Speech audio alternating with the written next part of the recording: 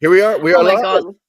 Oh, hello. Hello Shit. all. Oops. Welcome to the Last Sunday Squad, a show where audiobook narrators, authors, and Rachel join in for.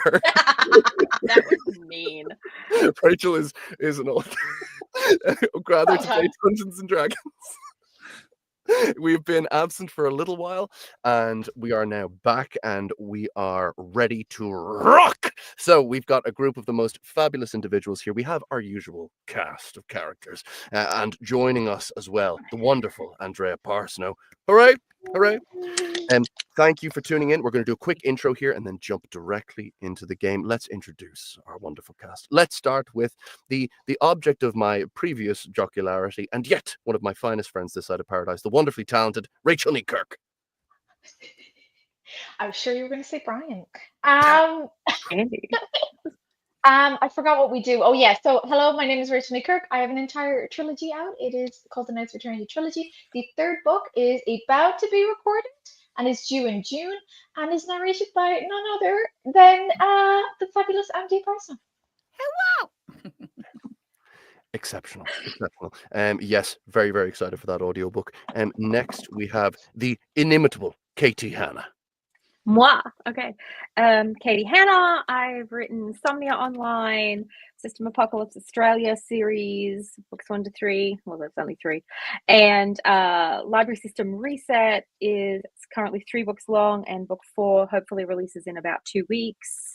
Book 3 is going to be recorded in about 8 or 9 weeks, I think. I can look at my calendar. I think that. And it's also narrated by Andrea Parsneau, who also narrated all my other series because I'm just like that. Yeah. So. Thank you so much, Katie, and what terrific series they are. Next for the, let me pick an adjective from the ether. The exquisite Brian J. Nordon. Thank you. I can pronounce that one. So I just want to say that, first of all, I have not written a story that is worthy of Andy's voice yet. So she is not my narrator, but I have the wonderful Daniel and Rebecca for Quest Academy. Book 4 releases for ebook on the 23rd of May. We don't have a schedule yet for when audiobook will be coming, but that'll be, a number of months later. I'm halfway through book 5 and having a good time of it. Other than realizing that the series is probably going to be 20 books long and that I hate myself for doing that. But yeah. While you may hate yourself, your fans certainly do not. They say more. And then, last but certainly not least, Jack. Yes? Okay. I'll do a very quick one. Hi, I'm Jack Fields. I am the author of the Walking Shadow series. Scarlet Citadel is out there with its physical book, its ebook, and its audiobook, narrated by Tess Irondale and Neil Helligers. The Wombo Combo, the I was about to say the dynamic duo, the decadent duo. And book 2, Scarlet Blade, the audiobook is releasing on April 14th.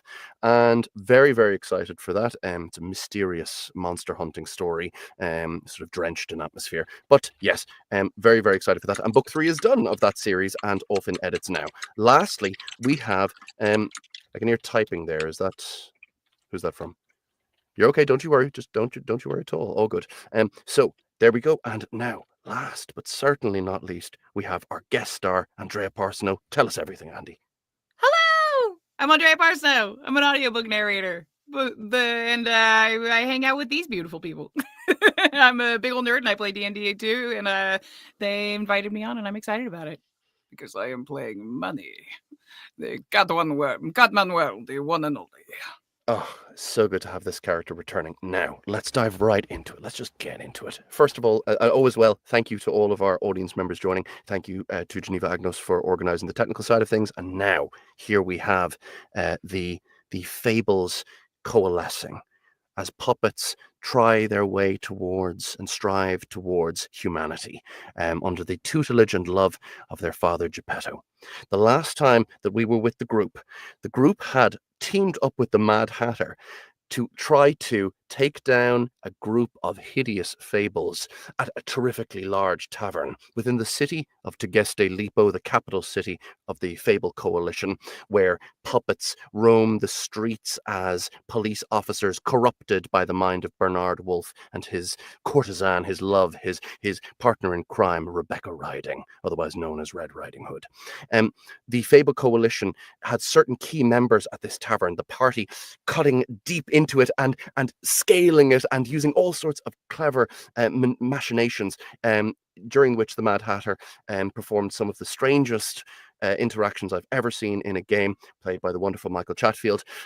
They were there to take down these members of the Fable Coalition, including Goldilocks and Jonathan Croak, otherwise known as the Frog Prince, Goldboy Goose, and the Naked Emperor.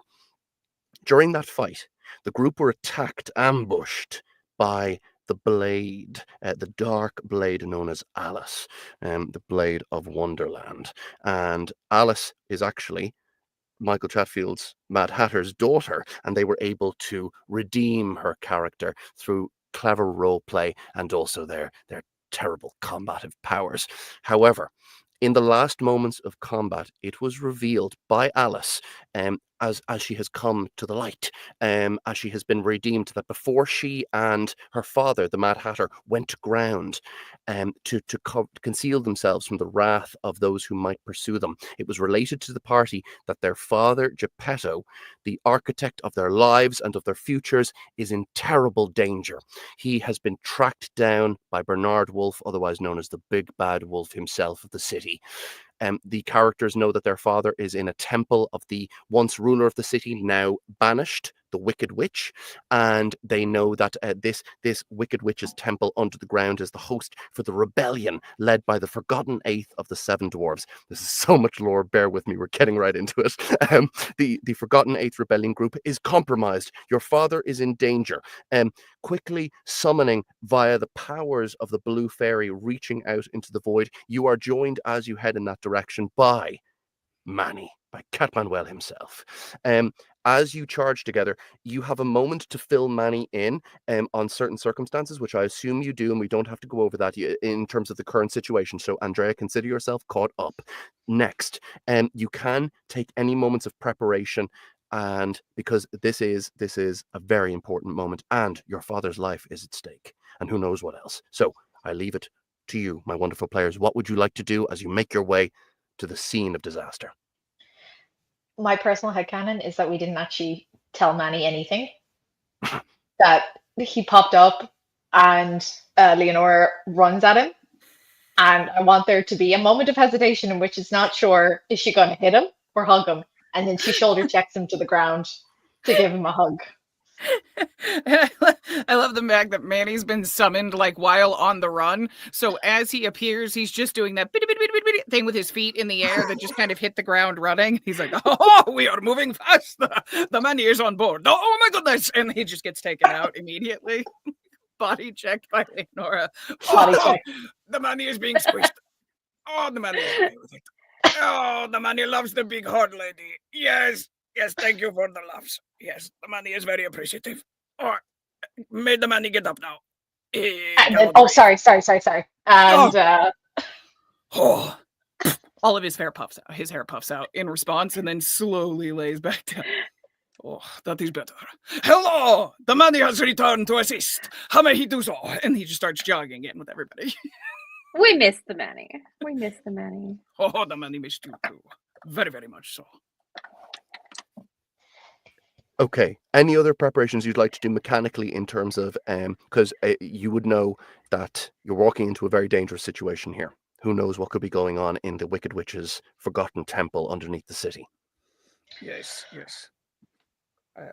Manny does not believe he has many spells that may be cast So, in preparation.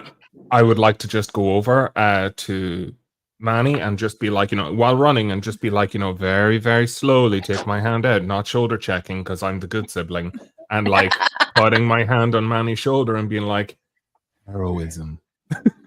because you approached with caution and hesitancy, Manny looks over and says, "Oh yes, the silver one," and he starts like body rubbing in a circle, walking around you in that irritating cat way, and then just, "Yes, Big fan, buddy. And then he keeps showing. And I'm like, God damn it. Like, we had such a sentimental send-off. Like, it was like, I showed emotion because I was like, never seeing you again. Exactly. No. He like, just marked you as his. I missed you too. The Manny looks around and says, is anyone okay? I assume since we are running, there is much danger to be had. So, is everyone healed? Is Well, we're everyone really prepared? running toward danger. It's Okay. more of a toward the danger. That we're Someone's running. kidnapped Dad, and we're going to kill all of them. Yeah. No! Yeah. No, to Geppetto! We must put on the speed! And he starts running faster to get to Geppetto. That's it. That was the catch-up. Yeah. There you go. That was the catch-up.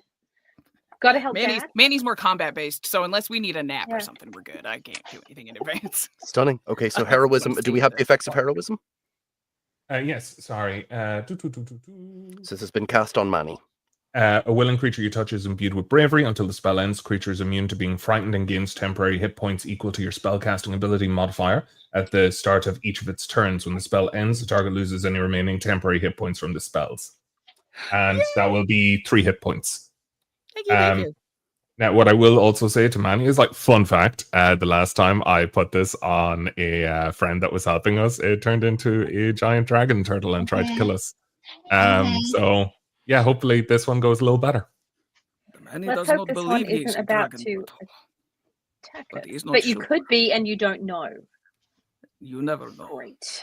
That's My in father was danger. Let's wrong. go. Very dicey. Very, very dicey. So, I do not know. I'm going to rage now because I will forget when we're in combat. So Fred is a ready. little bit apprehensive because there's now a cat there. I don't like it. I don't like it at all. You see Where? a tiny little rat appear He's like on my shoulder. on his shoulder. Oh, the tiny little rat. Do not worry. Manny is sapient and knows the difference between dinner and friends. Although, don't get me wrong, you look delicious. And he just keeps running. Oh, great. Etienne, I know what just happened was friendly, but I don't like it. I think she's virtue signaling. Might be, actually. It might be We got this. You gotta keep me safe. It's okay. I'm So you're not Manny. gonna let Friends not Manny food. eat you. Friends not food. Friends not food. Friends not food. Okay. It's chanting. It's intimidating. So as you basically plunge your way along familiar lines through the city, you have spent enough time in Tegestelipo now, this city that your father once called home before his own exile into the wilderness, before he created you. You familiarized yourself with it. You moved through the different districts, making your way from the verdant glory of the current one in which the tavern was located, all the way into the depths beneath. The River Glinda, its runoff drips from the tunnel top above you. Strange bioluminescent. It is yellow. The moss that clings to the walls, slight fuzzy texture to it as well. Because there must be bioluminescent moss in order for you to see. As you plunge deeper, a feeling of trepidation cannot help but tinge your current field of emotion. You have heard a great deal about Bernard Wolfe. Indeed, you have even read his writing in a missive that Silver had read out to the group on a previous occasion. And you have never, however, met this figure. As you approach the Wicked Witch's temple, that eerie green light suffusing its windows, sourceless, lends a strange alien quality to the air, a feeling that anything could, and indeed will, happen. As you move beyond the threshold into that area, almost church-like, almost cathedral-esque, with the pews all pushed aside, making room for the forgotten eighth, you see the devastation. It seems that immediately, even to Leonora, I think this would, even in her raging state, I think this would come to you, this realization. Having sent his forces out, the forgotten eighth left himself vulnerable, believing himself and his people secret. Alas, he was mistaken. He has been outmaneuvered, and now you can see, without getting into too much detail, the crumpled bodies of many people who planned the operation, people who fed and clothed the needy of this city, people who you might have had small interactions with when you met them, just ordinary people. Just ordinary people. And now dead at the hands of, you can see them. You can see them now outlined in that green light, a small cadre of individuals, some of them kneeling down. And yes, one of them kneeling down is your father, but there are others. There's the forgotten eighth, the dwarf with his beard all scraggly, his head seemingly canted to one side and blood caked and matted into his hair. You can see what looks like other figures you recognize. You can see a bedraggled man of indisposed means, muttering to himself incoherently. Leonora, you recognize Thaddeus, your friend who you had made in the streets. You see a small, young woman, a girl, a little inventor girl. She is crouched up into a little ball, looking around, her eyes wide and very skittish and frightened until they lock onto Silver. And Silver, you recognize your friend Rachel. And as a slightly strange, sharp scent moves through the air, you can see, Etienne, that your Fred, your lovely little companion, has left, has scampered down you in a moment that you didn't even notice, and is now making his way, hypnotized by some magical scent on the air, leaping into the palm of a man. No, Fred! Yes, the man standing above the others. Across his back, along his hips, and at his sides, blades, long, slender blades. His hair is a tangle of orange, and his clothes are dark and very fine, ball-going clothes, the clothes of someone on their way to some gala. And yet here he is, the golden buttons, each arrayed in a symbol across his chest of a lunging vulpine, or lupine face, rather, a wolven face. His actual cast to his face, bearded at the sides with no moustache, has that terrific, handsome quality of a natural-born rogue, and yet there is something about it of constant approach towards some unseen henhouse, some lascivious hunger moving behind the dark of those eyes, and yet those eyes so lambent and yellow. Bernard Wolfe smiles.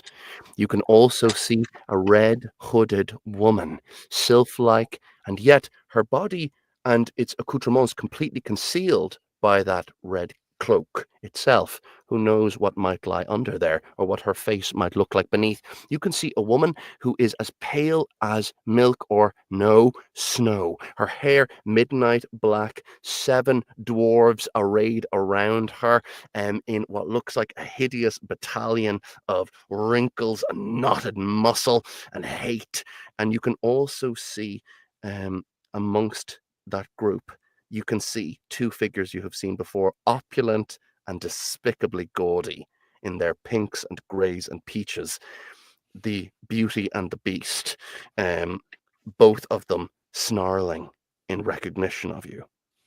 As you all enter, Bernard Wolfe, none of his weapons are drawn, and yet he opens things up with, greetings.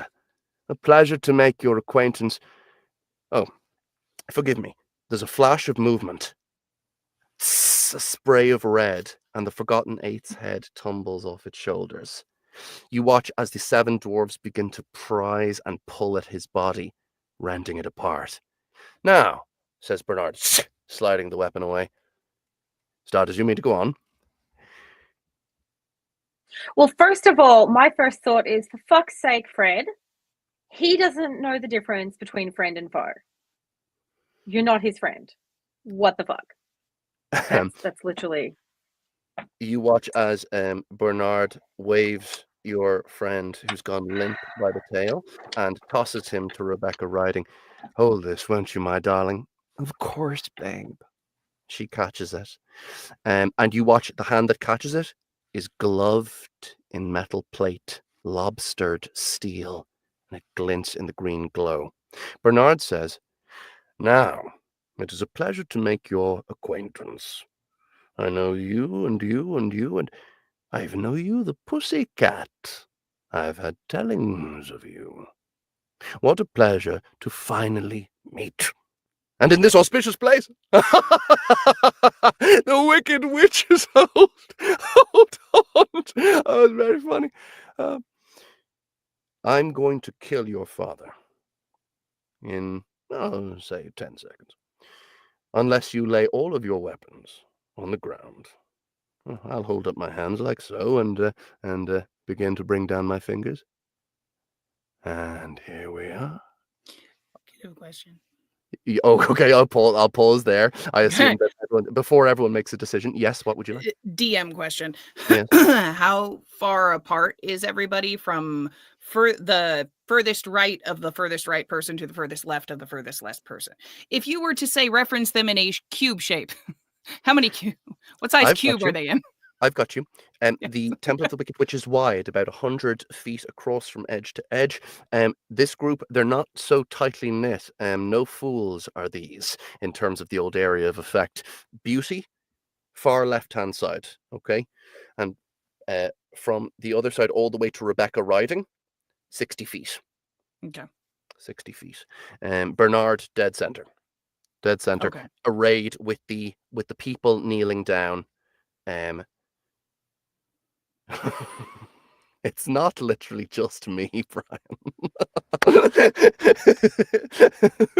So Brian commenting that Bernard is basically me. Yes. Fair. So with the people kneeling arrayed just in front of Bernard. Can I do the stupidest thing of all time, please? Yeah, I mean, you can. Oh, sorry. Go on. I was trying to figure out where did you say Snow White and the 7 dwarves are there as well? The creepy general people? Yeah, they're like behind him, I think. Arrayed behind him, kind of. They're all kind of around him. Like Snow White and 7 dwarves would be. Oh, by the way, and the distance from you to Bernard and your dad. Your dad is 35 feet, Bernard 40. And I'm talking about 5 feet. He's a little closer than that, but I'm talking about. You just don't like me using my area of effect shit. And it's like all I've got. I promise, it's just in my brain. It's in my brain. I thought that. Brian, what would you like to do? So I would imagine that Fred weighs between 1 and 5 pounds. That's a lot for a rat. Actually, yeah. Why? Yeah. Why? Well, I think it's what Fred would have wanted. I think I should use catapult on Fred to send him back to Bernard with velocity. Okay. So interesting. So the rapport that Silver and Etienne have built up is going to be like zilch. Well, if you wanted him to not be a weapon, you should have taken better care of him. He got mind controlled. You're an aberrant mind sorcerer. Ryan, here's what we could do. I think this would work. He's under the effects of a magical enchantment, right? There are some pervasive qualities of enchantment that go, especially if they're affecting the brain, they can permeate the consciousness, and they could, in theory, and I'm not opposed to this, if you were to make perhaps a little spellcasting check, they could be used to sculpt a certain amount of barrier while one uses the catapult. Would you make an Arcana check for me? Absolutely. Now, I would like to know that if this works out, I haven't explained my intentions to the group. So if I just suddenly unbrainwash this, that was my intent all along. They don't need to know I was trying to make him a cannonball. Okay, so that is a 6. Okay. Little fuck's gonna fly. Do you just cast it? No. Oh no! I imagine that it's kind of like a moment where it's like, ugh. You just do that and you don't cast anything. Oh, sorry. That's okay. That's my Arcana check where I'm like, ugh, guess there's nothing that can be done. Okay, and then and catapult. Okay. Well, it looks like if I don't know what the answer is, this is the only solution. Okay. So, just so we're also preserving Katie's fun, if this should work and hit and wound the rat can be healed. I just want to make sure that your fun is being I'm preserved. your only healer. He's never getting healed. Yeah, Okay. none of us Well- can fucking heal. Oh wait, except for Manny can. shitheads. Sorry. Wait, Manny sorry, exists, and also Brian may recant on that. Who knows? Brian, make a ranged spell attack at Bernard Wolf using KT's familiar. So If this works, I have an idea, but only if it works. Okay. Well, if it's a familiar, it can reappear. If it's an actual familiar versus a He's squirrel not. that you, okay, never mind. That's what I was familiar in thinking. terms Never of mind. they've gotten familiar. Yep. Never mind. Reserving statement. No, you're good. So it's actually it's just Dex 14 save. Oh, Dex 14 save. Okay, so Bernard's Dex save is, let me see. Okay. Bernard's Dex save is plus 12. So that's 21. So yeah, what happens, Brian? What does it look like? the object, if the object would strike a creature, that creature must make a Dex saving throw. On a failed save, the object strikes the target and stops moving. Okay, so here's what happens. Okay, he's counting down to your father's death. He reaches 5. The little tiny Fred rat erupts, hits him in the face, drops to the floor. 4, 3. I drop everything. Manny steps forward because Manny was standing a little bit behind fucking Brian when they walked in. Manny just kind of, it's okay, buddy. And he walks forward a couple steps and he looks at it, he goes, well, it appears you know me, but you have me at disadvantage. I do not know you. I feel I should return the favor. And he's going to cast Fairy Fire starting at him backward to try and catch him and the people behind him in a 20-foot cube in Fairy Fire. Got you. Hell yeah. If it's possible. That's only if it's possible. It is. But also, what level? Oh, yes. sorry, Jack. Yes. Even on the failed saving thing, when the object strikes something, the object and what it strikes each take 3d8 bludgeoning damage. So the object takes the damage, but not Bernard, right? So, like on a failed save, the object strikes the target and stops moving. When the object strikes something, the object and what it strikes each take 3d8 bludgeoning damage. I'm going to be honest. I'm not going to give him a single point. I think the rat immolates before it gets to him. And That's way funnier. Sorry. I hate you all. But its dust settles in an extremely promising rat shape. We can rebuild him. We have the technology. I'm an artificer. We can rebuild him. We have the radiant magic. So, okay. So, it sort of flows around, and Bernard, you watch as Andy, as Manny casts Fairy Fire, he does. Interesting. Flips you the bird. On that finger is a ring. Fairy Fire is sucked into the gemstone on the ring. Nice. And he says, "I'm Bernard Wolf, bitch, and you do not fuck with me." I like that so much. He goes, I can yeah. Mm-hmm. I can dimension door Dad out of there. Elegant. Okay, hold on. Keep that for 2 seconds. Sorry. No, you're so good, and that is a very, very good thing, and the party would know that. So thank you for passing that on, Katie. These sorts of things are important. Bernard says, as he lowers that finger, and as the Fairy Fire scintillates across the gemstone, which settles back to a dull color, he says, "I'm the man who runs this city. I'm the man who, when my love was being hideously treated by her grandmother, we ate her up together."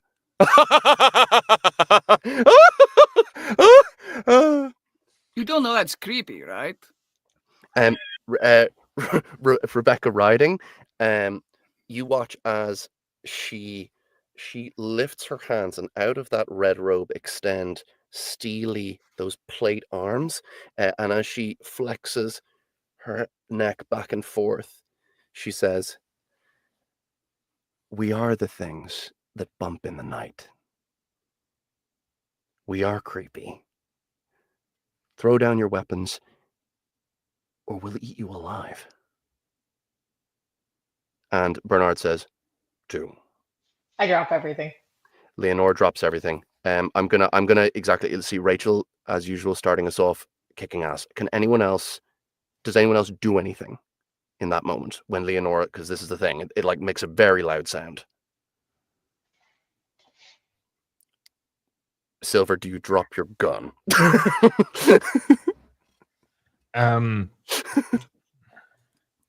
Yeah, what I'll do is I will drop my gun and then I will lay down on the ground in front of my gun and be like, oh yeah, like just putting my hands up, being like, oh no idea. Like this is like so full kind of soup. Okay. Yeah, I got you. Yeah, clever, Brian. Okay, so you're actually within reaching distance of the gun, but you have put it down. Clever. yes. Clever. So I got you. just Etienne? lay down because I don't have time to Okay, Yeah, so yeah. I don't have weapons. I only have my spellcasting. That's a good point. Okay, Head down so on the ground. I want fuck off. What I would like to do is move immediately, like as fast as because you can move 30 feet, right? Which puts me in range of my father, which means I can dimension door him straight out. Yes. Okay. I think that you would know that there is a chance that you could get to your dad. Bernard is a lot closer. Do you feel, and this is a possibility, by the way, do you feel confident in the fact that Etienne can reach him beforehand if you play your cards right?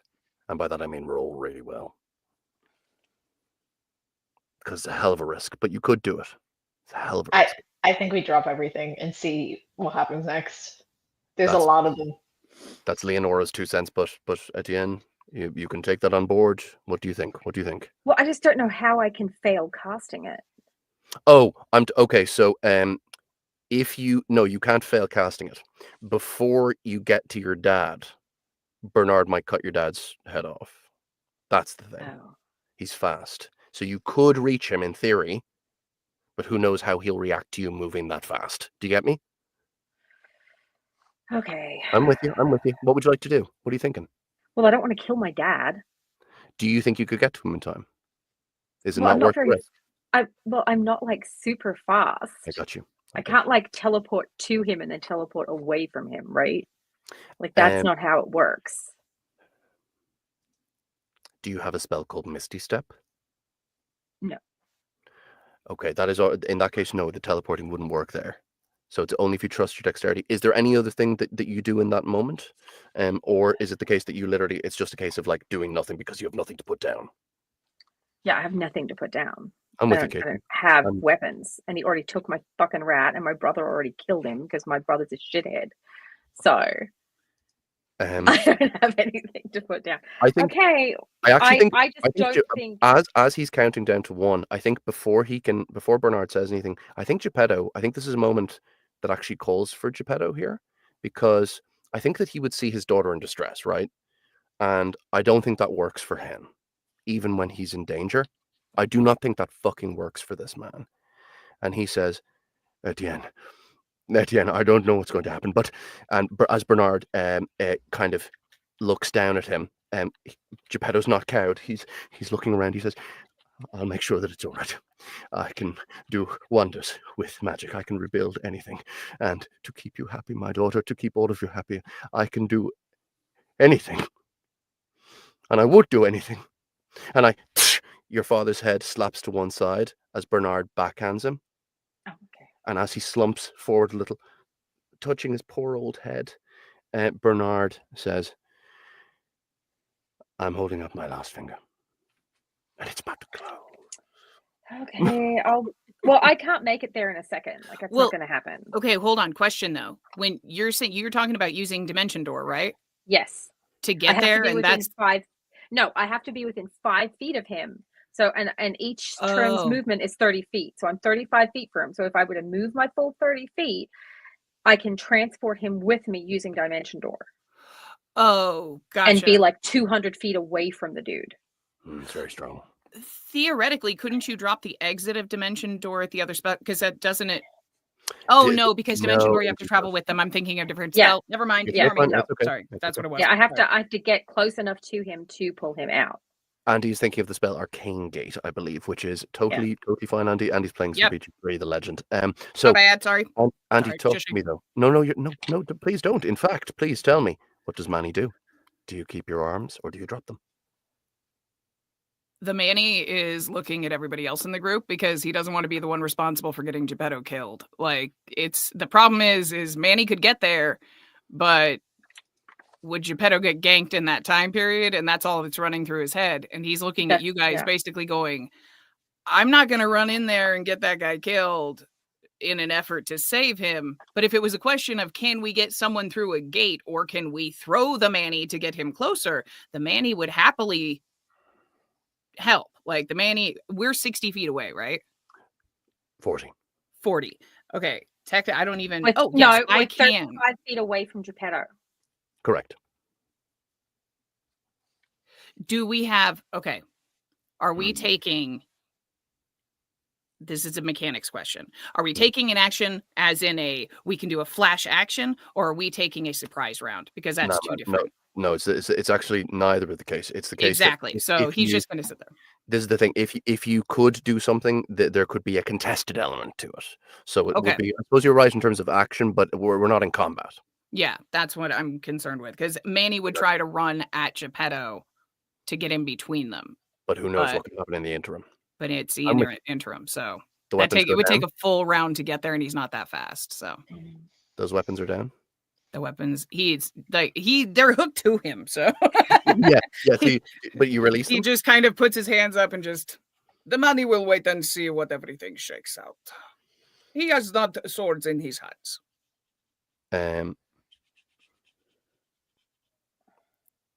Interesting. And Etienne's really regretting not having chosen Misty Step. No, I got you. Bernard says, excellent. We can now speak as civilized people. That's my biggest problem with the three of you and your jackanapery. You wander around my city, first the countryside and then to Geste Lipo, causing a fuss. And frankly, it's been rude. You've even killed some friends of mine. How did you think I'd feel? That I just let it go? How would you feel if someone killed your friends? How would you feel? And he grabs Rachel and shows her to Silver and says, if I cut this little cunning's throat, how would you feel? I don't think you'd feel good, would he? Slaps Rachel's face. She's actively weeping. I don't think you'd feel good, would he? Mwah. Kiss on the forehead. Lets her down. He's sitting there and he goes, the Manny doesn't like that. And he's going to pop greater invisibility and disappear. Okay, I think... If he can. I think there's a moment where the weapon is drawn from Bernard and he's looking around. The pussycat can vanish. Presumably still around. I can smell you, cat. You're still here. I know you are. If you do anything naughty, waves the blade near his hostages. I'll gut them like fish for you to lap up. Pussy? So, back to you. You three intrepid heroes, Etienne, Leonora, and Silver. I've longed to meet you. I've longed to talk with you. I've longed to talk with this thing. Points to your father. Do you want to tell them or shall I? I don't. You want me to? That's fine. Strides towards you. I think clicks his fingers at you, Leonora, and says, kneel. She shoots him a look of death, but she does so immediately. Oh, very good. Manny's sneaking around the outside of everybody, trying to get closer to Bernard. Can he actually smell him, or was that a fake? I want to make sure that I'm not overriding. Make an insight check. Very nice.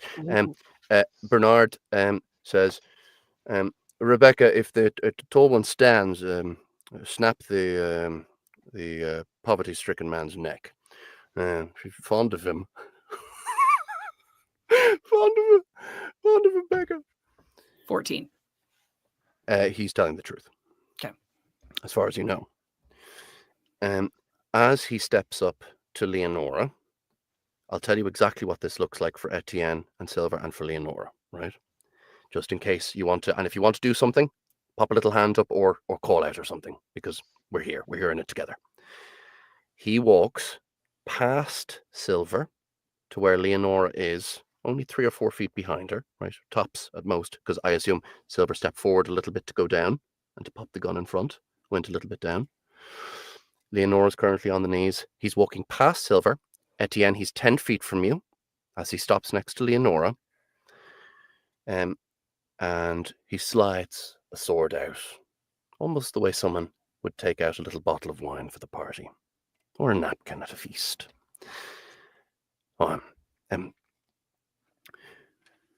Should I? Yes. Barbarian, take this sword. Take this sword. You can understand that? Take this sword.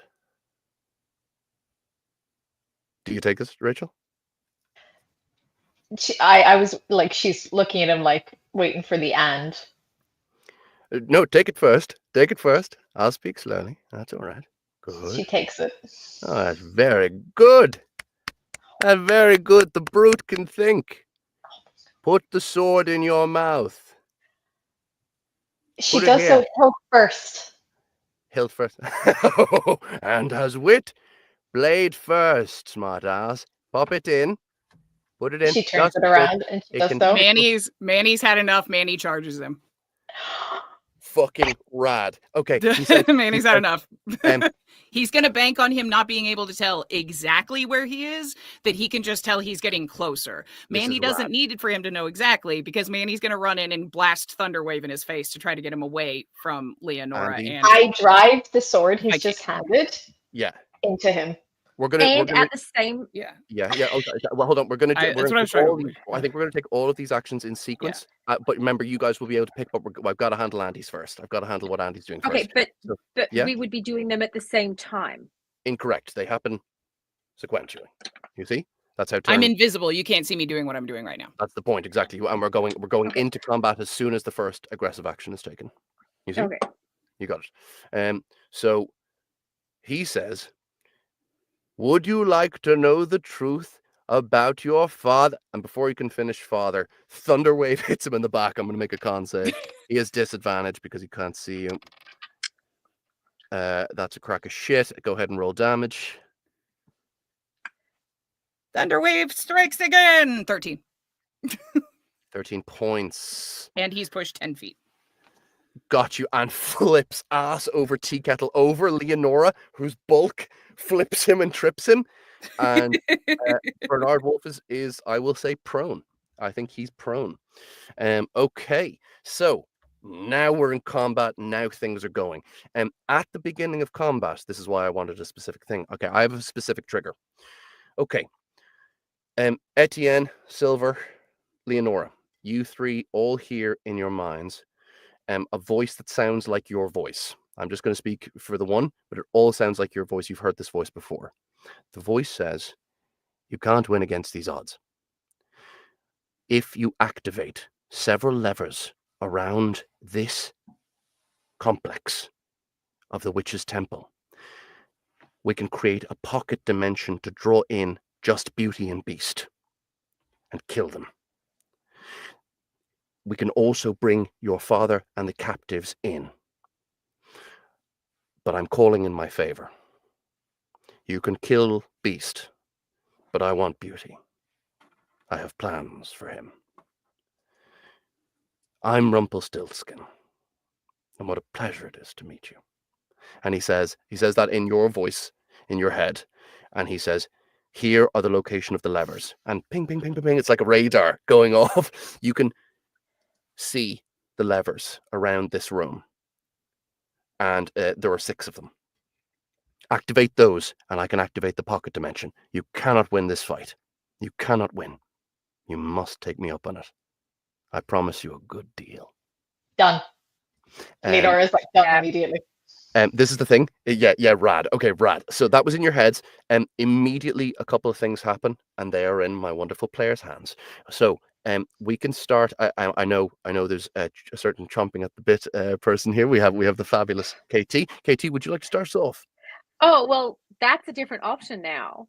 So Wolf, well, you do as you wish. I don't know. Leonora was before me though, because she was originally attacking him with the. Would you like Leonora to go first? That's perfect. Perfect. We can do that. Yes. Okay. Thank you, Katie. You're wonderful. And Rachel. I change what I want to do. Okay. Oh, So oh.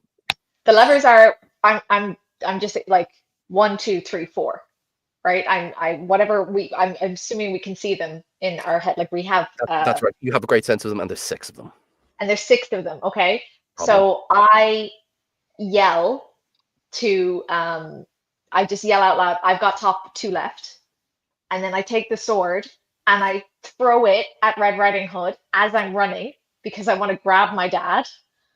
Sorry, Thaddeus. So I throw it at her the rapier at her as I'm running. Rad. I think that this is just a regular attack roll, Rachel, because you're a strength-based character. You're flinging it. I like that. I'm throwing that. There's a lot of rage and anger, and yeah. Would you like the reckless attack? Oh yeah. So remember, you're rolling with advantage, but attacks against you have advantage. I'll have advantage, not a problem. Exceptional. Are you okay, Manny?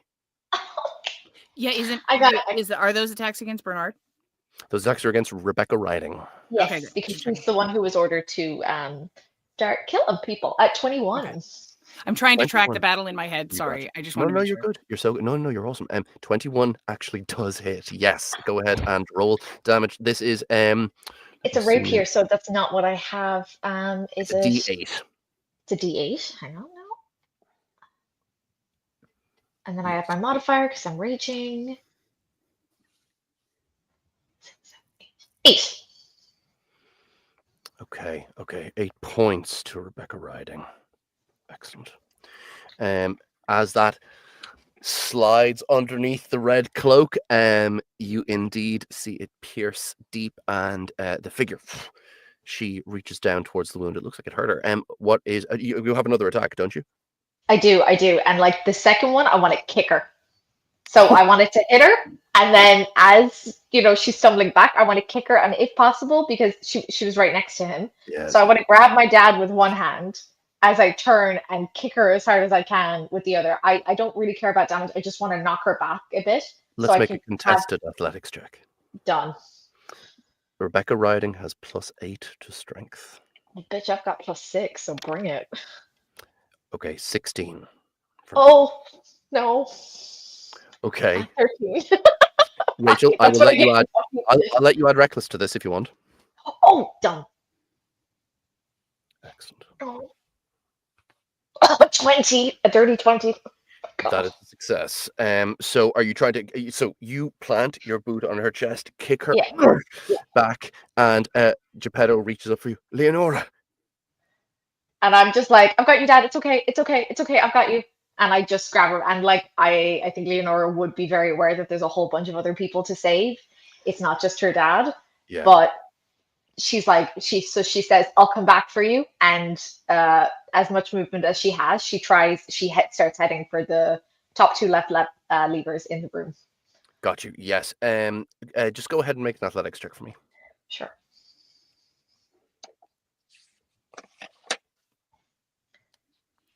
Oh, dirty 23. 23. Leonora, during the fight with Jonathan Croak and the others, you had of course been victorious in this, and as a mild moment of celebration, you had slipped on a small innocuous ring from Jonathan Croak's finger. However, at this moment, its power becomes known to you. Your jumping ability doubles as the Frog Prince's ring activates. You leap up into the 2nd level of the temple, clearing the stone literally cracking underneath your feet. Geppetto, up in your arms as you land up on the higher level. Take a point. I'd say a D6 of inspiration, Rachel. And what was I going to say then? Now. KT, do you want to jump in now, or would you? Are you still? I want to know the distance of the thingamajigs, the levers. The different levers. What do you mean? The closest one to you? No, the farthest one from us. Excellent. Top level. So there are 2 at the directly ahead of you, 2 directly behind, 2 at the sides, and the distance between directly ahead and back is 80 feet. The one on the sides, 50 each side. It's 100 feet in each direction.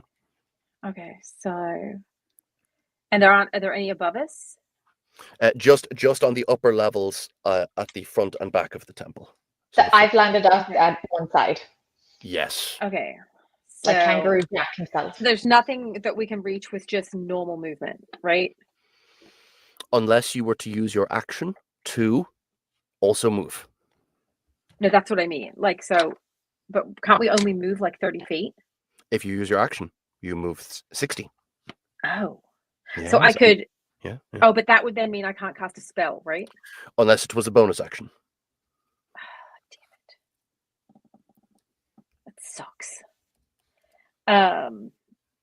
Okay, and Dad's already safe, right?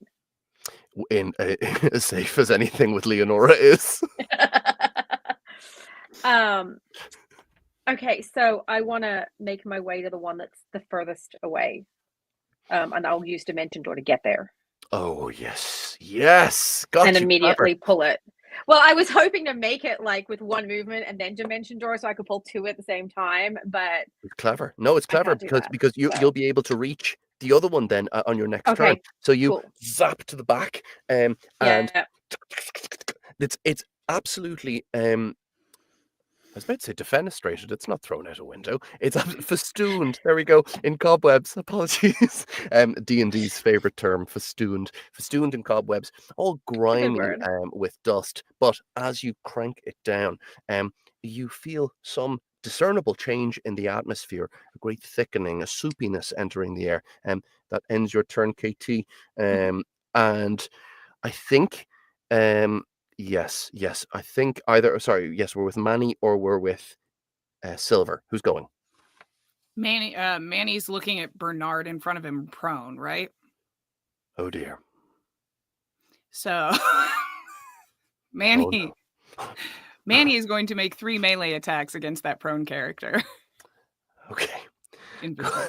Okay. And they do not break my invisibility at this point. I am invisible for a minute unless I let it drop or it gets dispelled. But that doesn't really matter in this instance, I don't think. You're also concentrating on it, so if you take damage. Yes. I got you. Go ahead and make your 3 attacks. You can go ahead and roll the 3 dice together, Andrea. Okay. Totally fine. I apologize. Got to scroll back up. All No, right. you're good. 1, 27, Oh my god. 18, No. and then another with the rapier, which is 16. 16 just Yes. hit. Ooh, okay. So this one, His armor class is not that great. 9, Yes. 17. Oh god. Oh no. Plus 14. What's 17 plus 14? 31. 31. That's total? Yes, but I'm gonna also use an expending of bardic inspiration when I take an attack round, and I'm gonna put a slashing flourish on that. What? What is And that? if my weapon attack hits, you can expend 1 use of your bardic inspiration to deal extra damage equal to the number you roll on the die to the target you hit and any other creature within 5 feet of you. I don't think anyone else is within 5 feet, but I can roll that additional bardic inspiration. Yes, please do, and Okay. I'll add that to the damage. Oh my gosh, this isn't on my sheet. Is it a D6 for me right now? It's not in here. I believe it's a D8 at your current level. Let's treat it as that for now. Okay, thank you. Sorry. Of course, no, not at all. Totally fine. 2. Every little helps. Manny, what does it look like? So he's prone and Oh, you made the big mistake. The man, he tried to be cordial, you see, and he makes 1 cut. And he said, he tried to be polite, you see, and he made another cut. But you fucked with Manny's friends. And he stabs with his rapier 1 more time. right in the breastbone. And and then I'm going to totally- scamper like 15 feet away from him. Thank you. And- Excellent. I will take an attack of opportunity. Nope, I'm invisible. And he's prone. I will take it at disadvantage. Do you get attack of opportunity when he's prone? I didn't know that. I'm so sorry. Continue. Sorry. Now in fairness, that's a very, very good thing to look up. While you're No, looking you're the that up, DM and you get to make that call. I'm sorry. Reflex is to question it. That wasn't right. No, you're so good. Yes, Leonora is just screaming. Like she's like, Stop from like up the Manny top may die. level. Manny may die. He is squishy. Who knows how reliable? The internet is never reliable, but the first thing that comes up is yes, prone creatures can make opportunity attacks. Sweet. Okay. But at disadvantage. That is not very good. That is a 15 versus your AC. I do not. 16. Swipe one of the blades. You feel it whisper behind your Shaves back. there. They have one life. Whoa. That was exhilarating. And Bernard is going to immediately take one of his villain actions. It's a move that he can do on the hero's turn. He says, no. Good, very good, but no. Stands up to his feet, wipes the blood away, as he howls. Everyone in his party, as in every single person, begins to bolster with energy, and they each gain, let me see now, that is 25 temporary hit points. And you can see that bolstering them. You can also see as that howl occurs, each of them feel a little rush of movement, and thus they all get a move action. So, Manny, you are surrounded by dwarves. There are 7 of them, and they're pissed. However, you're invisible. They don't know where you are. Manny, you have nothing around you. No one gets close. Silver High. I'm so sorry. Silver High. Greater invisibility is the biggest dick move to the DM. I'm so sorry. So, I'm very scared. Manny So- is very scared. Silver, as these enemies begin to form up around you, what do you do? Well, I look around in fucking confusion first because I saw nothing. Like, it's invisible, and all I can see is like Bernard screaming on the ground, talking to himself, and being like, "Oh no, oh no!" And I'm like, "What? What the fuck did Leonora do? Fuck you!" And she's screaming up at the top, and I'm like, "What? What the fuck is this?" So I'm the only one down here, like Now surrounded by dwarves. this is bullshit. Did I just accidentally set Silver up to basically look like he's the one who did it? So now all the dwarves are pissed at Silver instead. I just turn around and like make eye contact with little Rachel, who would probably assume the exact same thing, and I'm like, yeah, I don't know what's going on. just like I'm really strong. And she wipes a tear and mouths at you. Help Silver, I know you can. Fucking right. So here's what's going to happen. How far away are the levers that are beside each other in front of me? Leonora is heading towards the one on the left, according to Rachel. So it is, but there are 2. They are, layout of this church. I believe they are 60 feet away, and the ones on the sides are 50 feet away. Let me check. So I think that's right. the thought I had is so like there are no 2 levers beside each other. They're all like equally spaced around. Correct. Almost as if forming a kind of an arcane pattern. Oh, okay. That takes away my finesse. Or the Who knows? dimension that it creates. Woof. Spice. Mhm. Silver, talk So, to me about sorry. this. We can still do something. We can still do something. Well, now that I have a lot of people looking at me, Mhm. I think it is time to do something obnoxious. So Well, I something very think, Silver. whoa. I just like Fred is easily forgotten. Anyway, so I'm running. I'm just running, like, super slow at first to be like, oh, we got this. Going to build up some momentum. What I would like to do is I would like to do the biggest fuck you pirouette in the air and hit Misty Step and just fucking go to one of the levers. So that when as the dwarves are forming up, yeah, and then Misty Step to be like, oh, and then like appear beside the lever and be like, bah. yeah. So all the Yeah. dwarves are forming up around you. They're like, we have no care for Silver. We've always liked gold. Where to go? Oh, you cheeky bastard! As you appeared. Now, because it was Misty Step, Yes. can I use a cantrip? Well, sorry, yes, it's your bonus action, so you can absolutely Bonus action. Yeah. So what I'd like to do is like, and this is where it all goes to shit, probably. I'd like to just aim in the distance with like, you know, like this, just with my hand, and be like, you know, firebolt at the next lever. Now, it can go 120 feet. Oh. But as we learned in the bar, it does fucking nothing. So this is just for dramatic effect. If it fails, If you destroy that lever, we will kill you. Anyway, I'm an artificer. I can fix it. I fix loads of tables. I can fix a fucking lever. Anyway, it's all about dramatic effect. Like, you need to have the stagecraft. But do you think, is there a moment in Silver's head where he goes, I really hope that actually clicks the lever? This better go better than the rat. Make a ranged spell attack, Brian. Okay, so let's see. That is 23. I mean, 17 plus 6. That's gonna hit the lever if it does enough damage. Brian, I mean, roll your 2d10, but like you would need to do significant damage to this thing in order to set it off, which I don't know if that is 5 plus 5. It is. Okay, well, the DC I set in my mind was 10, so that's not okay. So Silver, he jumps up, he teleports, appears. Are you appearing, by the way, up next to Leonora on that side, on the front, or are you? Oh no, just one of the levers. I wanted to do one lever and then aim at another one. But where did you Misty Step? I Misty stepped away from Leonora, I would say. Okay, so towards the back where KT is.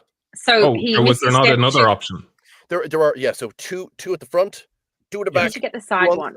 Two on the sides. Do you want to get the sides? Sides, then yeah. Oh fuck yeah. Okay, hell yeah, because those are actually closer. That makes perfect sense. So as you do, are you trying to aim for the one directly in front of you to get the two sides? Yes. Okay. So I'm gonna get the other back one.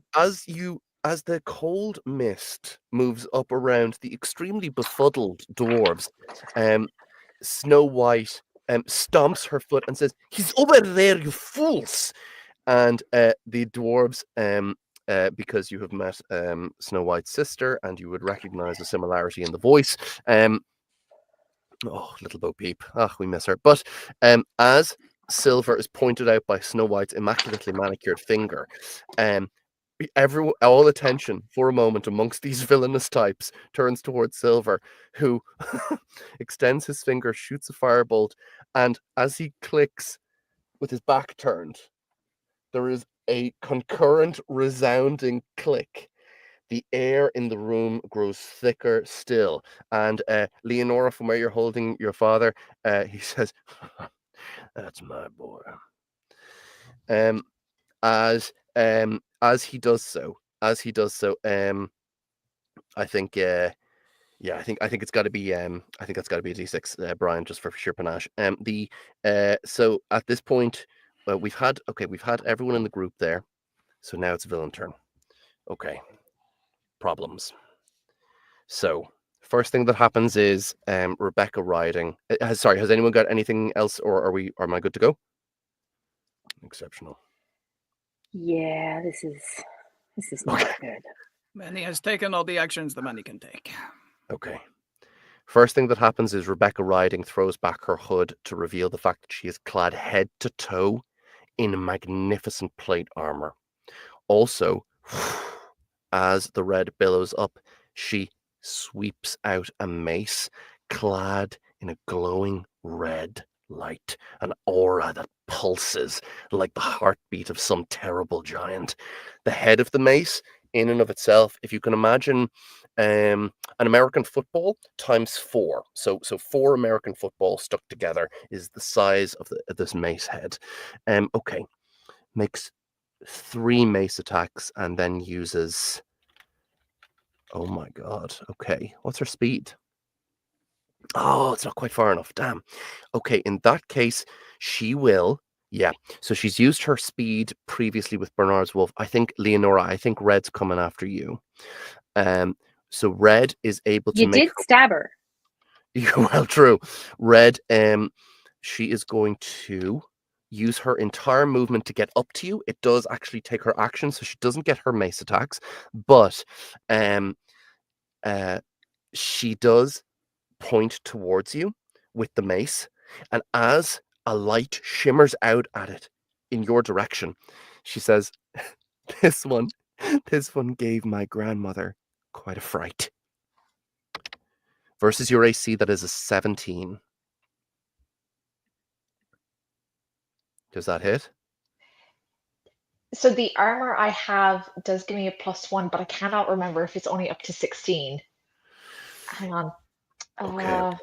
Although would it make it 17 if it were? Oh, it would. Yeah, it would either way. Never mind. Yes, it makes it. Yes, quite correct. But thank you for checking, Rachel. Okay. As this incredibly noxious blast overwhelms you, you take 28 points of necrotic damage. Jesus. How far is Rachel from me? Good question. Okay, up on the that's 50 feet plus 30, so she's 80 feet. Okay. Sorry. Too far? No, it's okay. Thank you. I can take it. Are you raging, Rachel? What kind of Yes. barbarian are you? I'm raging. What kind of I'm barbarian? the giant one. Fuck. The giant. Oh, okay. Yes. Sorry. Yeah. I was checking to see if you were the bear one, because I wanted to half that damage, but alas. No, thank you. No, I'm the big one, so I grow an extra 5 foot when I'm raging. Rebecca says, "You have stepped into the wrong woods, puppets." At this point, I think. Okay, so Manny, 2 things happen. I need you to make a stealth check with advantage, and I'm going to make a perception check with disadvantage. Bernard has a +13 to this. So, lucky. So my roll is 17. And if you can beat that with your stealth check, you will remain invisible and undetected completely. In other words, he can't smell you out. So, how do you do, Andy? You're muted, my darling. I had to open something and I was being respectful. The second one was 10, but the first one was 25. I see. Well, Manny is very, very sneaky. So Manny, Bernard walks up to the young girl, the child, slides out a sword. Drop it. I want to see you. Manny, do you use your reaction to drop stealth? Or do you keep it? Up to you. Your choice. And Andy, this is totally up to you. The Manny has had his fun. It appears the end has come to his fun, the invisible shenanigans. Fine. The Manny will face you like a man. Cat man.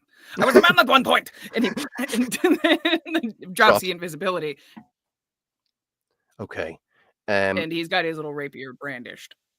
Okay. So I always like to make sure that everyone's cozy at the table. I'm not going to describe what Bernard does in any detail. I shall simply say it. And if anyone would like me to kind of skip past, or indeed to retrograde, wipe it out, just for your safety and for your comfort and your happiness, I can do that. Bernard says, "Excellent.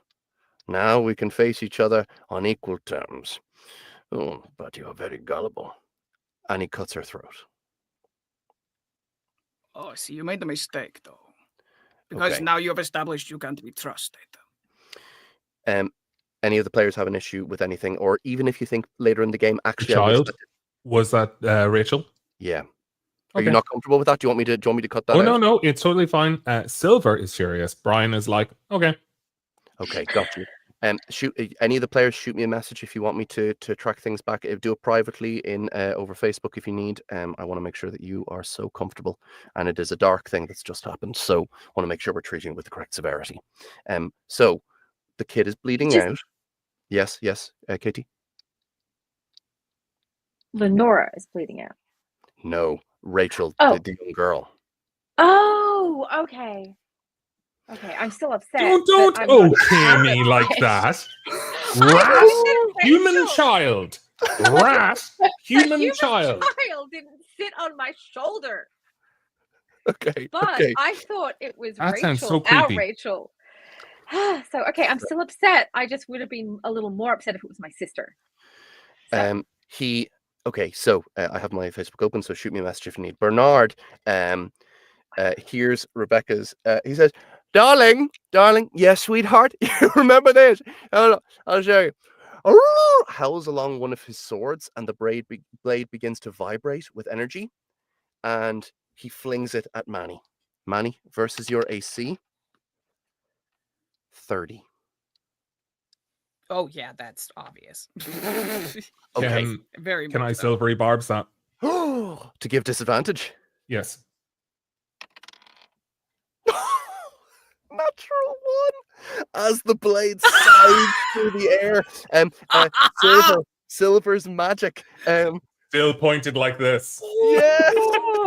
Manny, the blade. Oh, lands. you big, sexy, shiny metal beast! I love you. Holy shit! The blade is rippling at your feet, Manny. Here's the first person. And Bernard looks down at the bleeding form of little Rachel, and says, "Be with you in a moment." You and takes Thaddeus by the scruff of the neck and says, "Ready, ready." But he, alas, is out of attacks. Now we are on to. Okay, we have the beast. So. The beast, the feminine part of this couple, she says, "All right, darlings, it's time for my solo," and she growl becomes an owlbear. As she charges towards Silver full force, she is going to use Deadly Leap. I need you to make a strength saving throw, Silver. -2. This will be fun.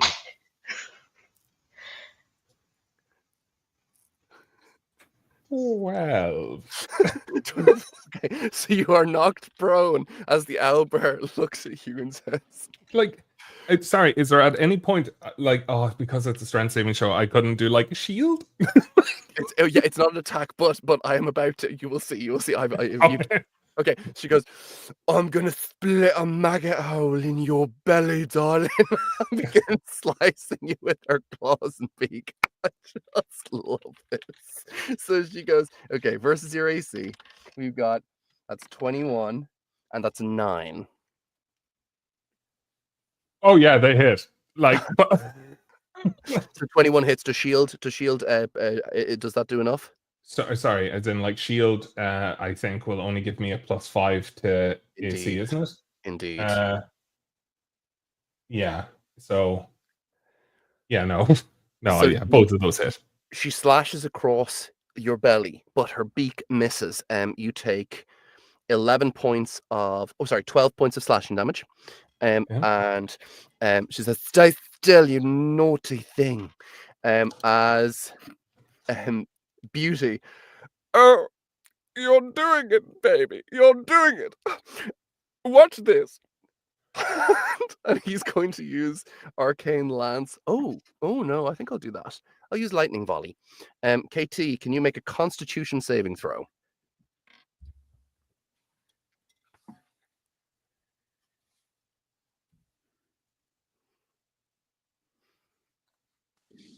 Is it? I just rolled a d20, right? Correct, and add your con modifier. So 19. 19 fails. You're going to take the full coterie of damage. However, it is not catastrophic. It is 21 points of lightning damage. Okay. Zap, you naughty thing! and said, "Well done, darling." This is the owlbear. They're so supportive. They're recently remarried. At this point, yeah, you guys are at their wedding. You guys are at their remarriage. 14th chance to charm. 14th chance to charm. So the as Beauty does that, you watch as the 7 dwarves begin to move towards Silver, and Snow White casts a spell on them, and as their muscles swell and as the dwarves become Colossus versions of themselves with the enlarged spell, multicast, a special feat of Snow White's when she's casting on the dwarves, they sing, hi ho, it's off to work we go. And as they move towards you with their picks, Silver, they use all of their movement to surround you and cannot attack, but they're there. And that I think Bernard will use the final moments of this villain round to say, they will have the truth, Geppetto. They will have the truth because the people deserve it. Before he slit them open and slap out their guts. And he says, oh, I just love when the dwarves sing their little song. And that ends the villain's turn. It is now back with the heroes. I believe we had a specific order, and we are with Leonora Jenkins. So, bonus action. I pull the lever. I turned to Dad. I was like, Dad, are you okay? Yes, tell me what I can do. I want to help. I need you to get the other lever. Yes, my daughter. And he begins to move that way. You watch as he stumbles a little, touching his head where Bernard struck him. I should be strong like she is. And he stands and runs, and his old man weight brings down the lever. And then I turn back to So Rebecca writing. We've got 5 now. We've got 5 of the 6. Yes, you turn back to Rebecca. She's coming with the mace. And I'm like, your sister said you were a cunt. And I just run at her. So I would like to grapple her off the ledge. I want us to hit, if possible, people down below. Rachel. Yeah. Okay. Rachel. Not the good people, though. You're very strong. I'm very strong. I think depending on how well you succeed here, I will let you pick the targets that you fall on, and that Rebecca falls on. So okay, but with a contested strength check, and remember she does have the +8. She does. That's quite good. I rolled a 19. I rolled a 19. What happens? Okay. Do you have anything you can add to that, or is that? She had an inspiration. You gave her an inspiration earlier. Oh, I did. Oh, KT, you beautiful thing. KT with the clutch KT. save. Okay. 3. Oh, I win. That's all that matters. KT, take a D4 inspiration dice for remembering inspiration. You're literally giving inspiration. Like, that's the thing. It's giving. KT, you are wonderful. Thank you. As Leonora, as you impact Rebecca riding, her strength is tectonic. This woman, she has not skipped leg day for the past 30 years. She's unbelievably muscular underneath that plate, and it's heavy plate. But Leonora, your will is heavier. As you begin to lift her off of her feet, her legs kicking at your chest as you where are you going as you 2 fall off? Can I land on Bernard? Yeah, I mean, of course. You must roll the falling damage here. It's I believe it's 25 feet rounded down to 20, so it's 2d6 points, and she's in full plate. Make it 4d6. Done. Can I just do 2d12s then? Is that all right? Yes, certainly. Oh. Okay, the first one, we'll do it one at a time for dramatic effect. 5. Okay. And the second one, it's 11. Oh, jeez. So they both take all of that. Leonora, as you land down, next to you, sprawling down on the ground, and dusting off his body, which manages to accumulate more dust from his touch. Thaddeus says, "There's no fresh new fish in the market." And I just yell, yeah, fucking run, Thaddeus. Thunder strikes at midnight, and begins to charge away as quick as his legs can carry him. He offers to scoop up the remains of the rat. I was about to ask. I'm like, grab Rachel, run at the cat. Finbar has a name, you know. And he runs away. And as he begins to run towards Manny, did you say? Yeah, because Manny can heal her. Interesting. Yes. Okay. Bernard, from so it's you, then Rebecca riding, then Bernard, and she says, "It's just like our engagement." I know. I was thinking it was like our engagement. So Oh my God! Did I just Eiffel Tower Bernard? Oh, I liked it. And she says, memories. Where were we? So murder. So at this point it is, so Leonora has gone full damage there. Her father's done the thing. We are, who was next? I think it was it Manny? Am I misremembering? I think Or was it? no, it's Katie. It was me, but Yeah. I have a DM question first. Yes, I can answer. Okay, so if I go and pull the 6 lever now, because it's right next to me, Yeah. is that going to suck us in immediately? Or will Manny have time to heal the little girl? You can, as a free action, ask Rumpelstiltskin. Would you like to? Can I still do an action after that? Oh, it's free action. You can just do Oh, this. okay. Yes, I want to ask him. So you're asking, will it draw? How many will it draw in? Yeah. No. So he had said that it was us and the other victims, right? Us, the victims, and Beauty and Beast. Yes. Okay. So my question for him is, will it happen immediately, like instantaneously? If I hit this 6th one, is there going to be a time delay between when I pull the lever and when we all get sucked away from the fuckheads? It's a great question. It's going to happen right away. Okay, so it's instantaneous, but that also means that the injured girl would be pulled in and then we would still have our turns, correct? Yeah, totally. That's fine. She's pretty inconsequential to me, but that's fine that you want her there, and we're making a deal now, you and I. So that sounds good.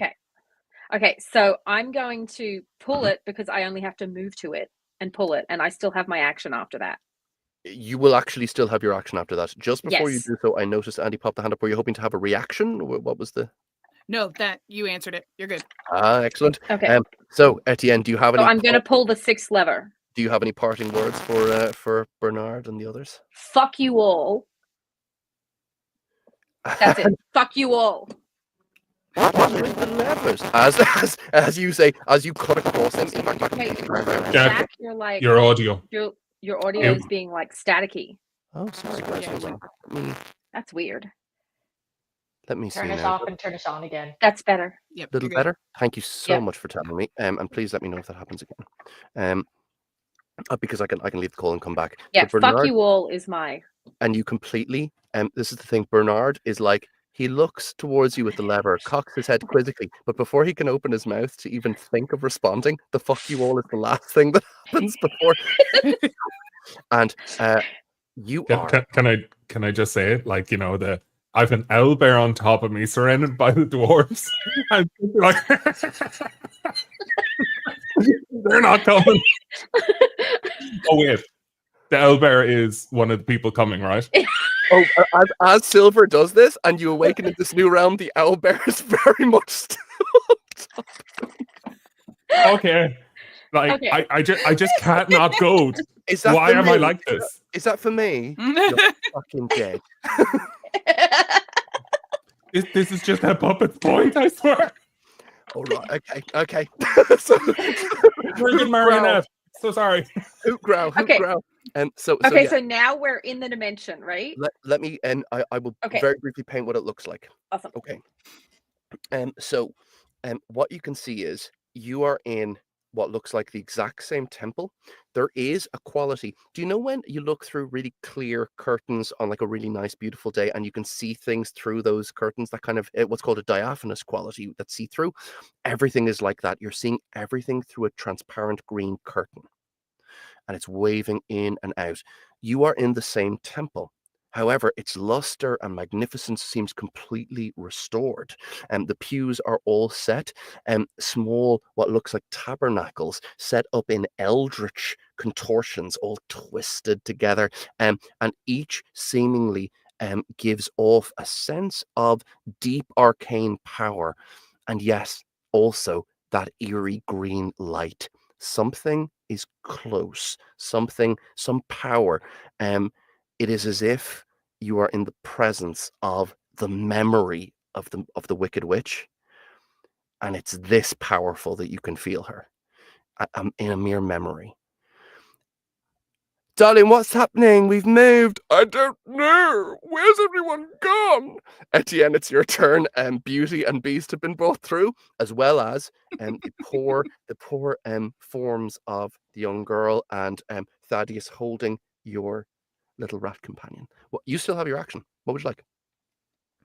You are muted. You're so fine. You're good. Oh, Katie, you're muted.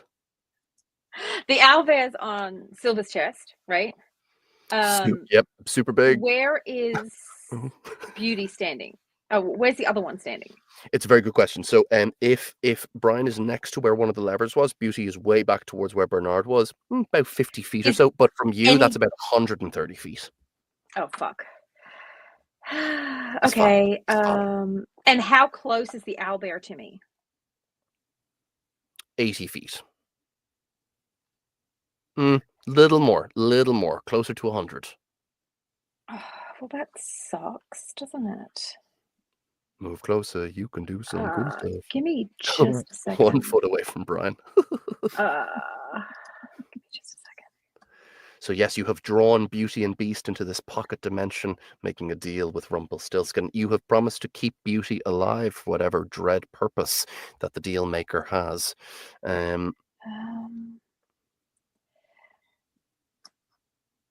I literally have nothing I can do from that far away. Would you like to spend your turn moving? You can basically move double your speed. Yeah, I'll do that. I'll move back. I'll move into a position where I'm about 50 feet from each of them. Yes, you can do that. I see that. So you move down quickly and get into position. And as soon as you are, almost simultaneously, Manny, what's up? Who is immediately around Manny? I know Owlbear is on Manny, top you need of to heal her. It's a bonus action, so I want to make sure that I do everything in the right order. I got you. So you are about, I would say, from where you were currently positioned, I think you're about 30 feet from the owlbear, but farther, I think about 50 feet from Beauty. Okay. Well, the owlbear is the one that I'm primarily concerned with anyway, so that works. Manny, how far is the little girl from the owlbear? Same, because little girl's by me, so 30 feet-ish. Okay, so I'm going to tabaxi move my ass, run over to Silver and the owlbear, and I'm going to expend a bardic inspiration to do a flourish that will push. I'm trying to get the name of it real quick. I have to scroll down to it. Good. Totally fine. So is it on a hit? Yes, I'm going to make an attack action. So you get 2. Excellent. Sweet. So I'm going to run up to him and I'm going to make an attack against the owlbear from behind. We'll start with that because that's the first thing. It's the rest of it only goes off if it hits anyway. So owlbears never expect an attack from behind. That's the key. Got to hit him where you don't see it coming. Okay. So I'm going to smack with my rapier. That growl came directly from someone who narrates romance scenes. That is what that is. That is a practice growl. Also, it was a 21 to hit. That's a definite hit. And second attack? First off, the rapier I'm going to hit. It does... Yes. Here we go. 10 damage and pushes, because we're going to do a mobile flourish. Yes. Whenever you take the attack action, your walking speed increases by 10 feet until the end of the turn. If a weapon attack hits, you can expend one use your bardic inspiration, deal extra damage equal to the number I roll on the die. I can also push the target up to 5 feet plus the number rolled. Got you. Interesting and clever. Can I get that damage?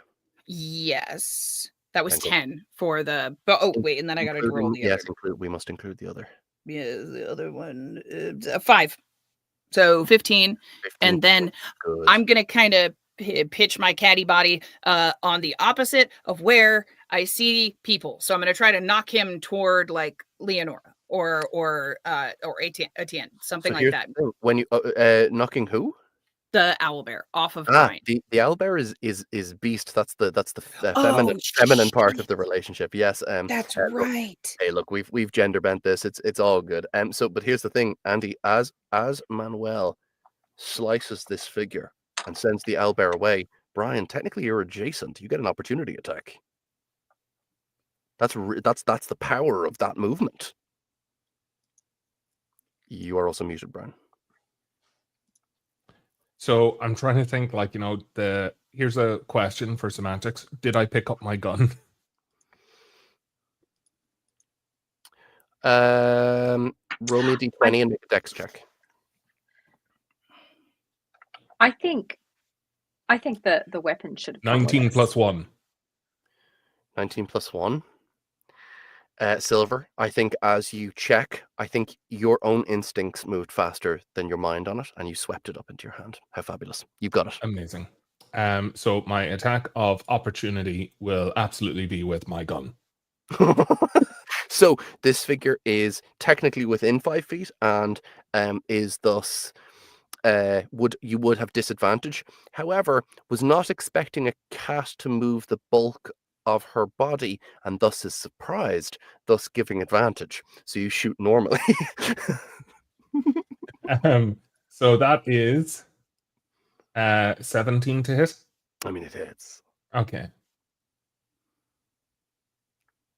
Oh, weak. 10 damage. 10 points. You watch as the owlbear form gives a momentary shimmer as if the holding the form is under duress, and excellent. So we're actually still as part of Manny's turn here. Manny, you haven't taken your second attack. No, and the owlbear finishes moving by 10 at the 10-foot mark, basically. So he ends up 10 feet away from Brian. And then the other half of mine is I'm allowed to follow that afterward. So I'm right next to the owlbear. Do you want to be on top of us, Manny?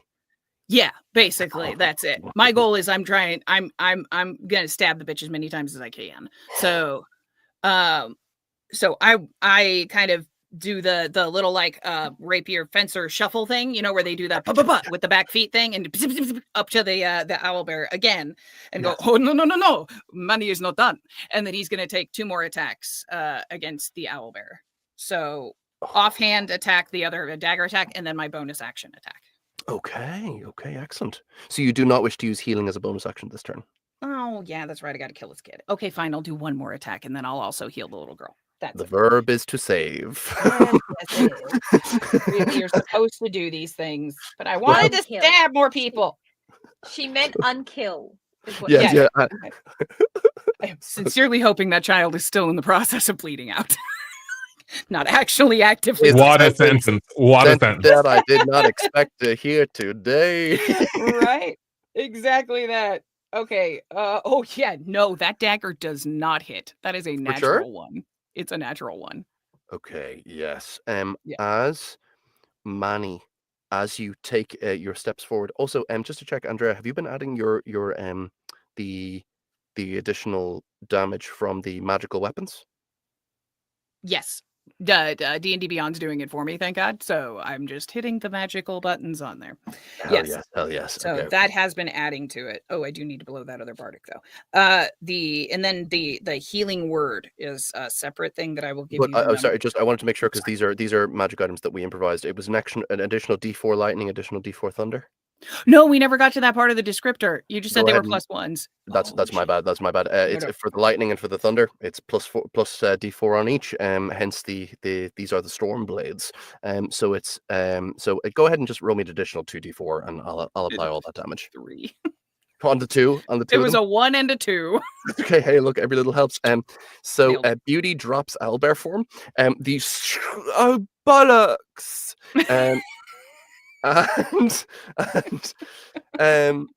how dare you, she says to you. Is it bad that I don't want them to die because I just really enjoy listening to them? Yes, it's bad.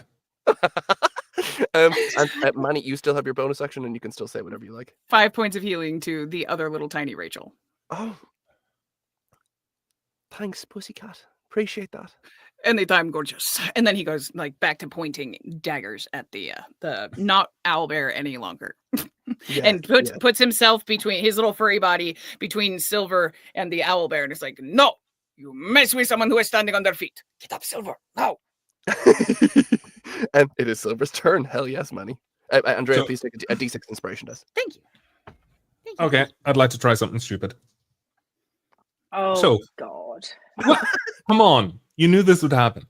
So, You remember that when we first met Manny, we went to that little village that had been absolutely wrecked by the Wicked Witch, and we had I had gone and read a lot of the books and stuff like that. Indeed, Brian, it's the case that, in fact, that village, yes, you do remember it was wrecked by the Wicked Witch, and that the village, perhaps indeed, in their hideousness, perhaps deserved it. Absolutely. However, I will recognize the realm that we're in. I imagine, like, so what I'd like to do is, if I can or not, what I'd like to do is potentially turbocharge thaumaturgy with the arcana around me to potentially impersonate the Wicked Witch's magic to scare the shit out of either Beast or Beauty. Oh, Brian, I miss D&D when we don't play. Brian, a couple of things are going to happen here. I think this is 2 roles. The first is to accurately imbue the thaumaturgy with that, and the second is the performance of it itself. Let's make an Arcana check followed by a performance check. Good thing I have 4 gingerbread luck rolls. Christ. Okay, Arcana. Okay, we've 3 gingerbread rolls. Yeah. 2 gingerbread rolls. Okay, we have a 19. A 19. For Arcana. Oh, sorry. Yes, a 19. So does that 16 feel plus good? 3.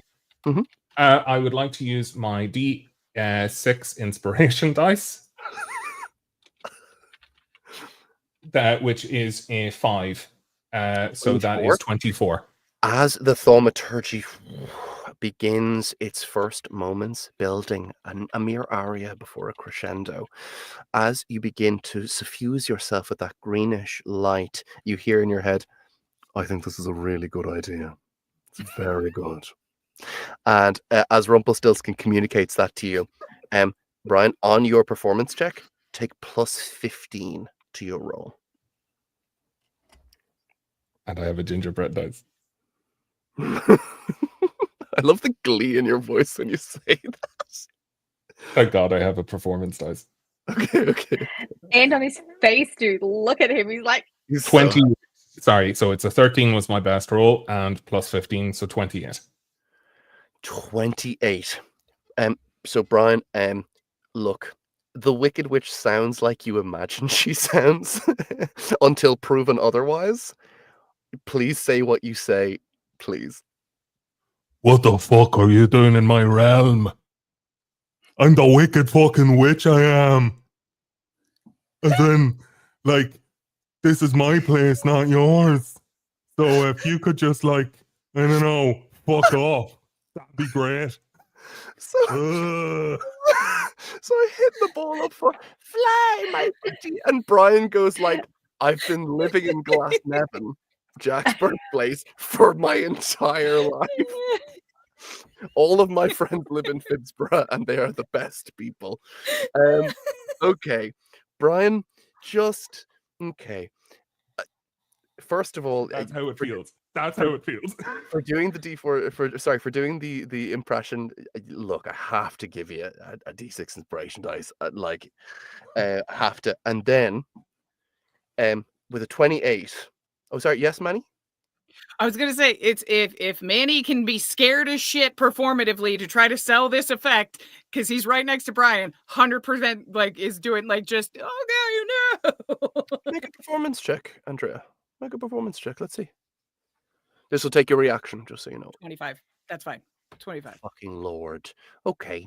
I was going to just have one of them gain the frightened condition, and the other one was going to get a sort of dazed effect.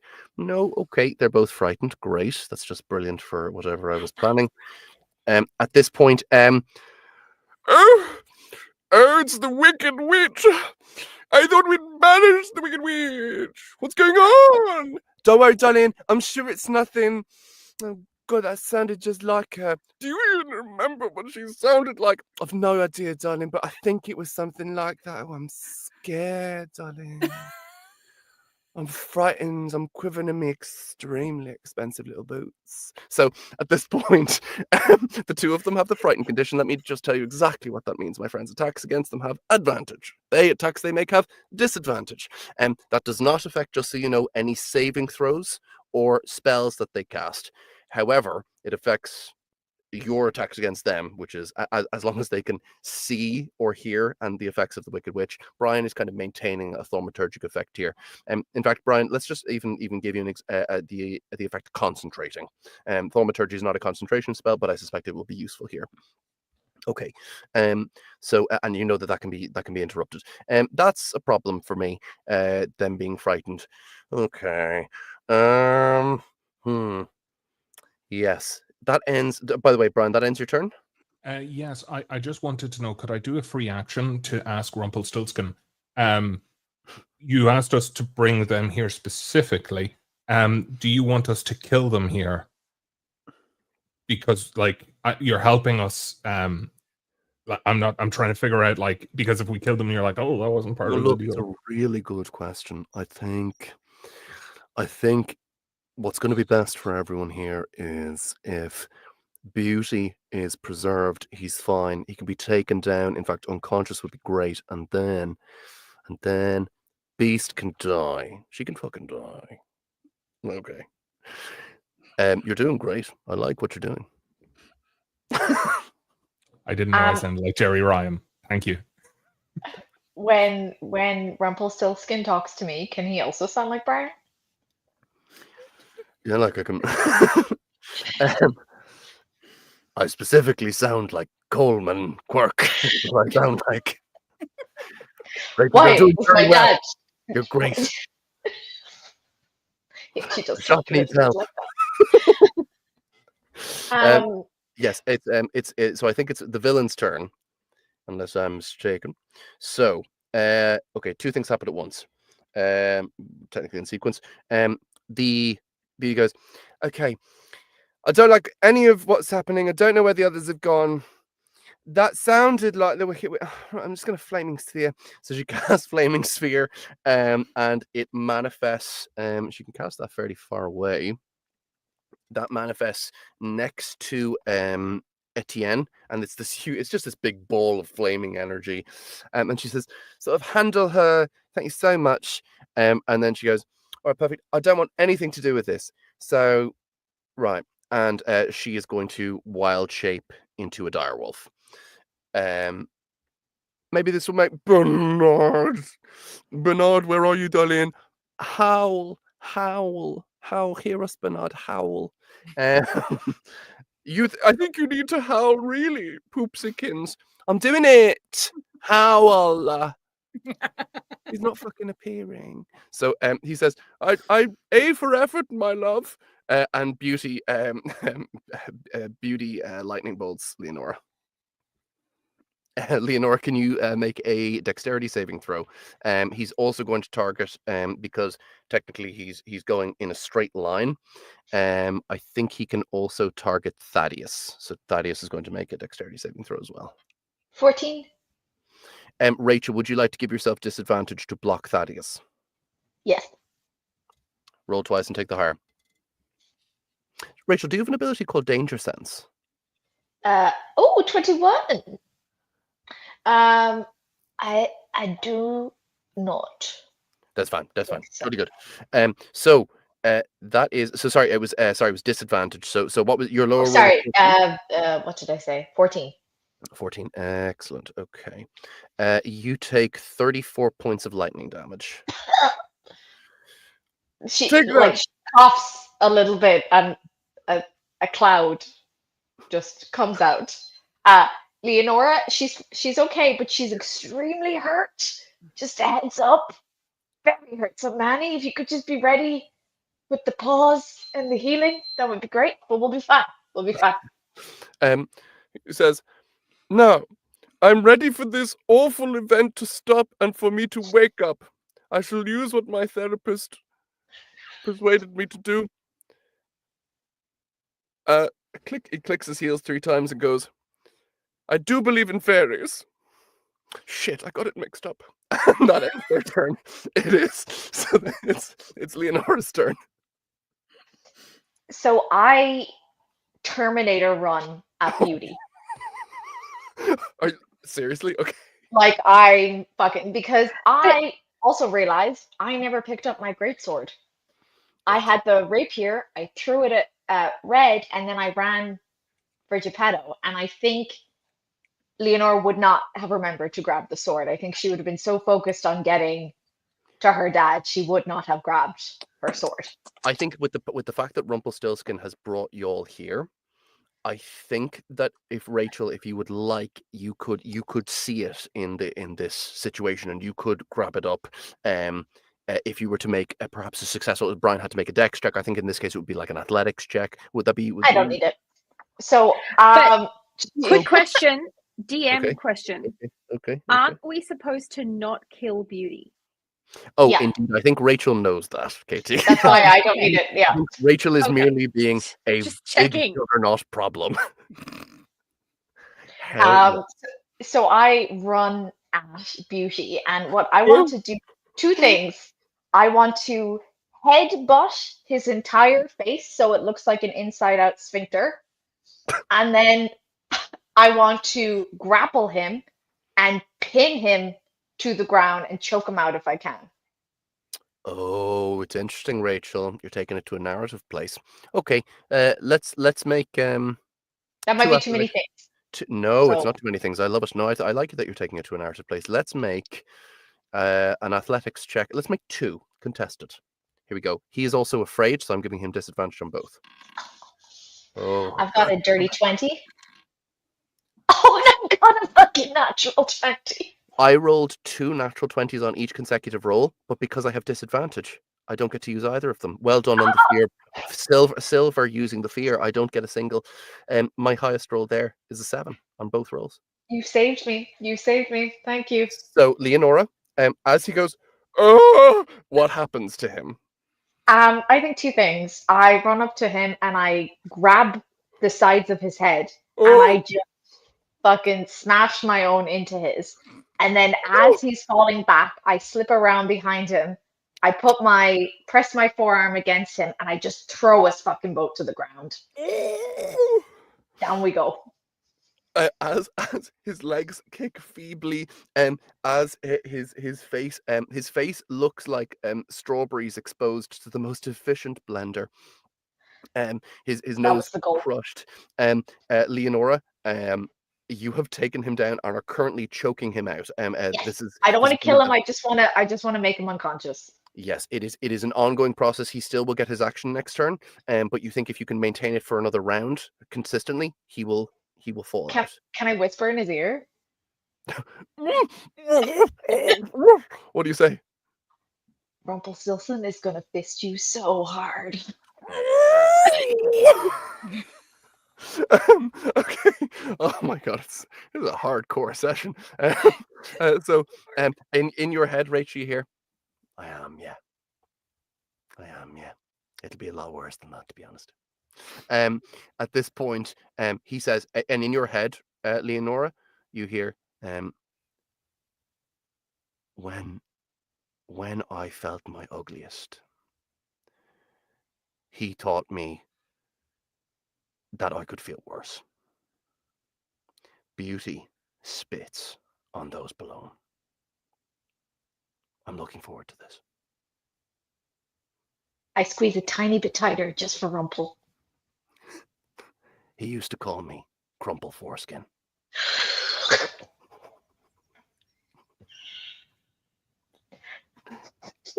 It's it's KT's turn. Okay. Not emotionally prepared for that.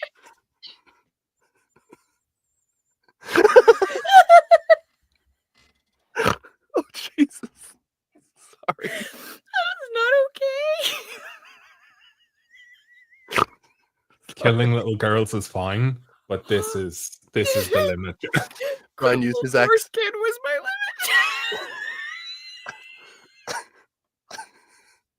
Oh, Katie, I'm sorry. Katie, it's your turn. Every time she says something else, I can't stop. Okay.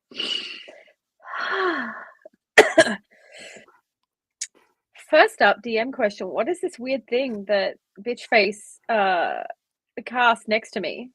It's a flaming sphere, so it's sorry. It's a ball of infernal energy, and it's literally pushing a great aura of heat that washes over you in waves, almost like stepping off of a plane into a hotter climate. That sort of heat. So we're stepping away from that. And the owlbear dude, Chicky, whatever Mhm. the owlbear is. Yeah, that's the beast. Beast. Okay, so Beast is who I'm supposed to kill, right? So Indeed. I am casting Dissonant Whispers at my highest level on him. On her. Which is, I believe, 66 damage. I'm going to make a saving throw against your spell. I roll a fucking 1, so go ahead and roll all of your damage. Okay, and we're looking at 31. 31 points is very bad.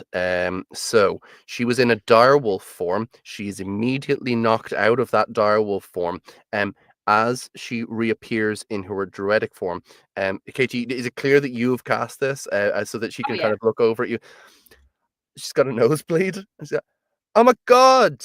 Like little bits of brain are actually like leaking out. Like, oh my god! Oh, but actually, sincere it seems damage. it seems to have no noticeable effect that her brains are leaking. There's no noticeable difference. Oh my god! What? I think am I bleeding? It's very. It feels like I'm bleeding. Yeah, it's definitely blood. So what would you like to do for the rest of your turn? Well, that's like I don't have bonus actions really. So Oh, I need to make a concentration check. She's concentrating on flaming sphere. 31 points. Oh. She will succeed that save with a natural 19. However, so the flaming sphere is still active next to you. Oh, well, I moved away from that. I'm like 30 feet away from that. Fuck that shit. Okay. Does it get an attack of opportunity? Hold on. It does not. It does not. Well done, KT.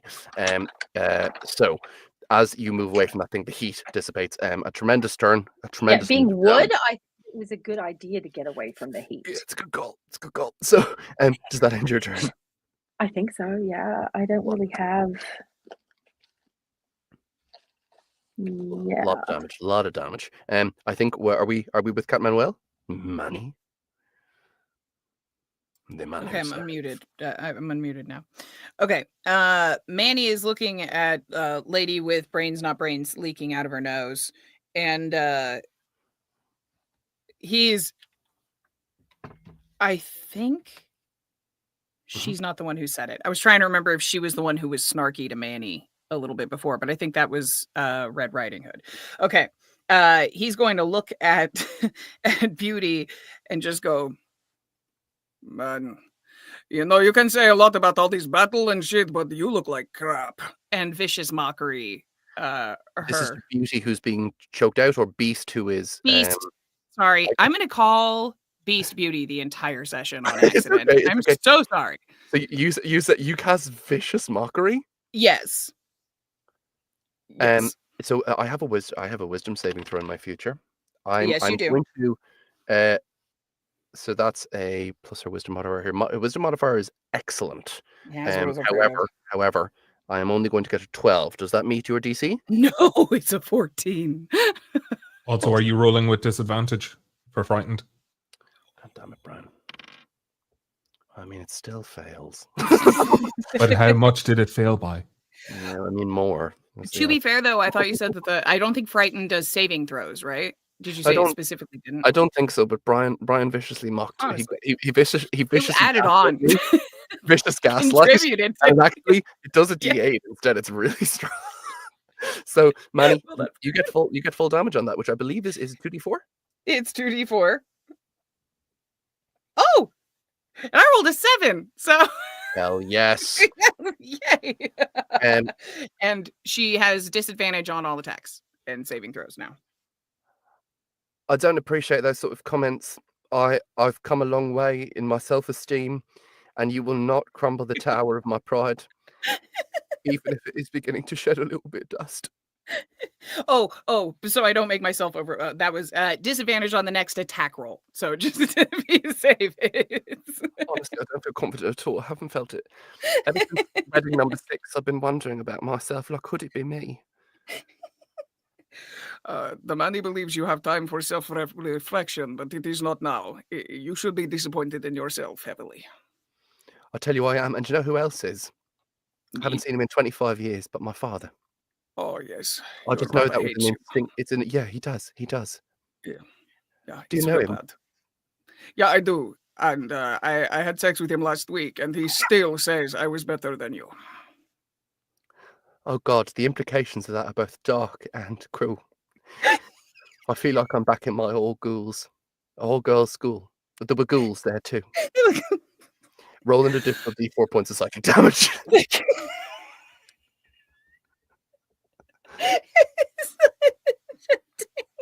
Okay, 2 points. She goes, father, and loses And 2 then more I'm points. gonna throw a heal for a bonus action over at Leonora.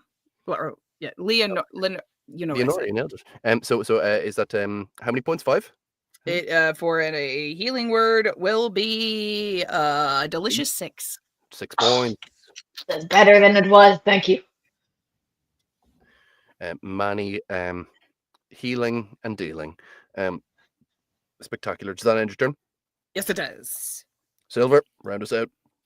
So can I add to my thaumaturgy? So here's my thought. Mm-hmm. You said that it was infernal magic that is surrounding the flame sphere. Yeah, it's definitely got a kind of hellish quality. Why? Excellent. So I speak infernal. So I would like to convince Beast. The sphere? Or oh no, okay. Yeah, I'm going to convince the Beast that this sphere is actually mine, the Wicked Witch's magic, and I've now turned it against her. So that her only hope is to switch it off. Make a deception check with advantage. The number you're looking to beat here is 22.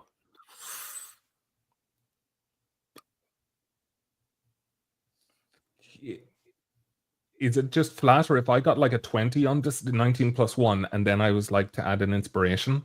You could add an inspiration. And I need more than a... So like if I just got 22... At this point, as the Wicked Witch's voice booms out a second time. Go on. So, fuck. Okay. Just Yep. like... Shaka Khan! That's the infernal language that I definitely speak. And, you know, I think you should just, like, turn that off before it kills you, because it's mine now, bitch. Infernal. I don't want to alarm you, my husband, but the Wicked Witch sounds just like my father. And she moves her hand, and the flaming sphere immediately douses. I won't do it again. I won't take anything from the fridge that I want to. Oh my God, this is so awful. And now I'll leave you, just like he did. He did. Oh, Brian, roll a d4.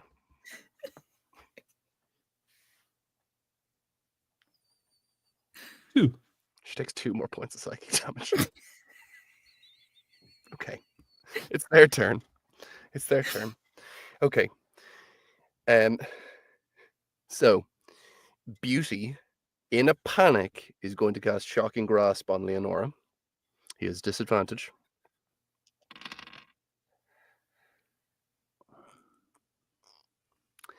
As his hand flails behind the electricity, attempting to grasp, a grubby fist clenches over the wrist.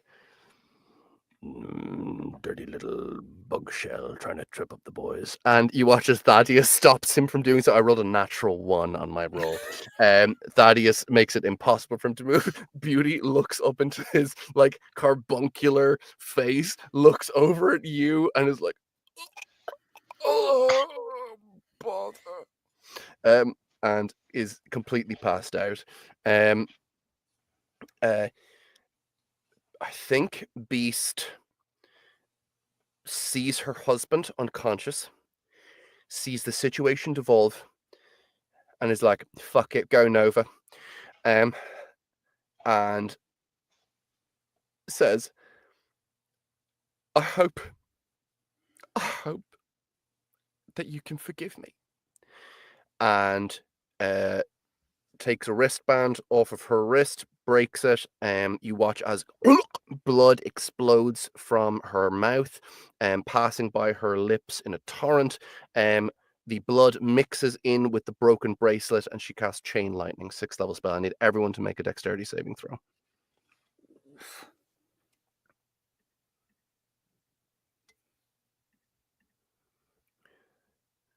Should I roll with disadvantage because of reckless attack earlier? Is that on saving throws as well?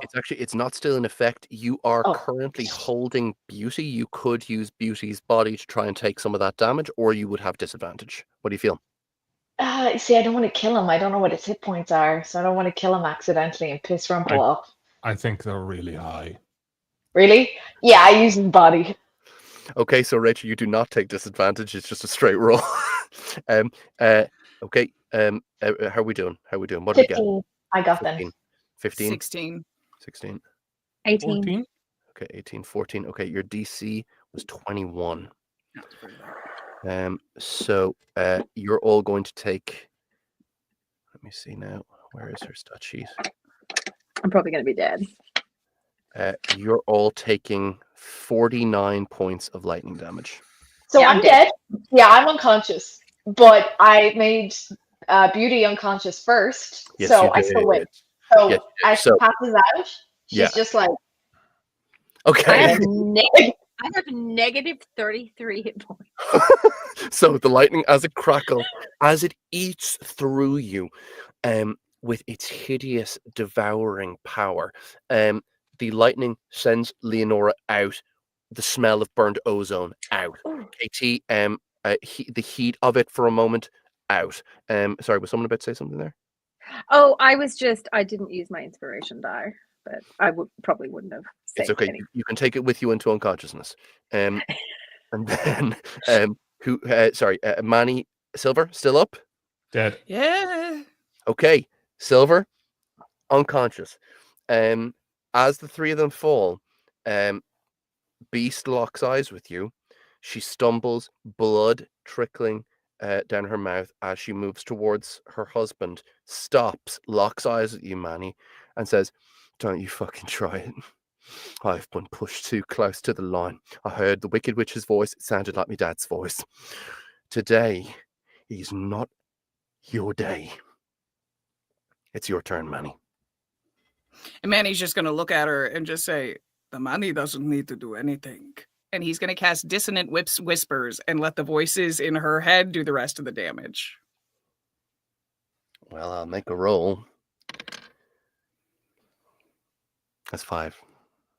Wisdom was 14 to save. Yeah, even with her pluses, I don't get close. Okay. But Roll what your level? Because if Manny is using a level 4, then they can do 6d6. No, I just did the level 1 at 11. Okay. I'm trying because I know we have other people to fight, so I'm scared of using too big of stuff. Well, there's no one currently present, but I know what you mean. You're kind of holding out just in case that changes. I know we got teleported away from that bitch ass wolf dude, and I don't know if we're gonna have to go back there and deal with him. So Manny's scared. And reasonably so. Manny, 11 points. 11 points of damage. Okay, with 3 remaining hit points. She took all of her own damage with the chain lightning. How does Beauty? How does she say goodbye? Does she? Or does she just fall into a gibbering pile, Weren't we talking to supposed the to not voices? kill? You're supposed to, sorry, the beast I was talking about. So the beast, a gibbering pile, you say? Yes. Yeah, because this is 3d6 of psychic damage, and I feel she's had enough psychic shit done to her that I don't need to do a thing because those voices can do the rest of it. Well, That's Andrea, just kinda you are shit. who you are. What does she hear? What does she hear in her head? And She hears. What do I hear? No. You know she's right, baby. You were shit. You really were. I never loved you. It was all a lie. You know what it's like to have a kid that you fucking despise, because I do. And I wish you were never alive. Every fucking step you've walked on this earth has been to spite me, because you are garbage, and you should have never been here. You should have ended up in a tissue, you cunt.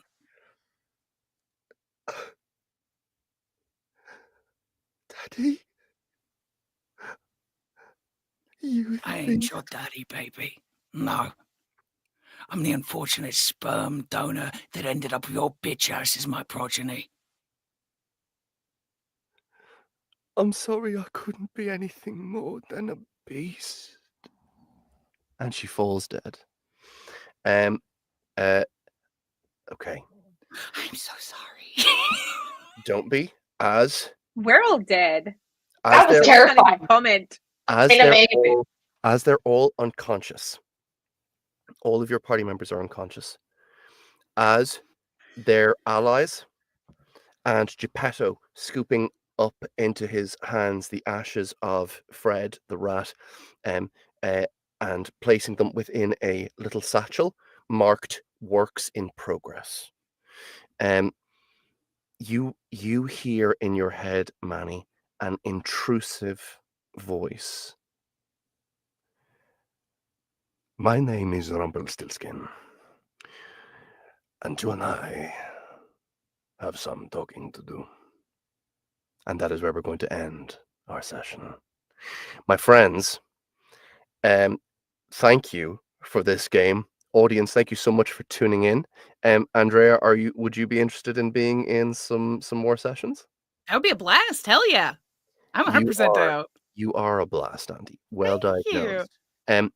My friends, a little bit of a shorter session today, but I think it's going to propel us directly into the next one. Bernard Wolfe, Rebecca Riding have been encountered. Beauty and the Beast wiped off, or Beauty set up for something, who knows what. Rumpelstiltskin to meet in the next episode. Who knows what guest star we shall have, and who knows what events will transpire, but I am excited for it. Okay, with that, we're going to do an outro from each of you. Tell us who you are, where we can find you, what you're working on at the moment. Should you be working on something exciting? And I know that you are. I know you wonderful people are. And then we shall say farewell this day. Let's go in the same order that we started in. Let's start with the wonderful Rachel. Thank you for today, Rachel. So what I learned today is the Wicked Witch is my spirit animal, her voice specifically. Never piss off Manny, ever. Sweet Jesus. Or Andy. And third, crumple foreskin is the greatest thing I've ever heard in my life. And I laughed so hard this session that my stomach hurt. What was I doing? Yeah, my name's Rachel. And I wrote a whole trilogy, Knights of Eternity. I am working on something entirely different. Cannot say what it is yet, but I'm working on it and I'm having a blast. And that was amazing. Given how incredible Rachel's series is, the trilogy, narrated by Andrea Parsneau, we're all excited to see what comes next for Rachel Lee Kirk. In fact, we wait with bated breath. And thank you, Rachel. Thank you for this session. Let's go to, I think, did we next have the inimitable KT Hanna? I think we did. Yes, so my jaw hurts because I've been grinning my ass off this entire time and laughing so hard that I'm in Rachel's camp. And I'm glad Andy's my friend, because that was terrifying. Yeah, so I write books with largely, usually female characters. I have a book 4 coming out soon on Library System Reset. Andy's about to record, in audio terms, about to record book 3 of Library System Reset, and so audio will be coming June, July, I think. And yeah, that's me. Thank you, KT, and thank you for another wonderful session. It wouldn't be a session without Dissonant Whispers kicking ass, to be perfectly honest. It has to. anyone whose taste in fiction is worth their salt should check out the Library System Reset series. Quinn and the adventures thereof. What a setting! What a setting! This multi variant library connected to all universes. It's actually a stroke of genius setting wise, and that permeates through the writing. Thank you, KT. And now we are Brian. We are all Brian. Anyway, sorry. I'm Brian J. Nordon. I wrote Quest Academy. Book 4 releases on ebook on the 23rd of May. Audio details to follow. I'm halfway through book 5 and having a blast on it over at the Patreon.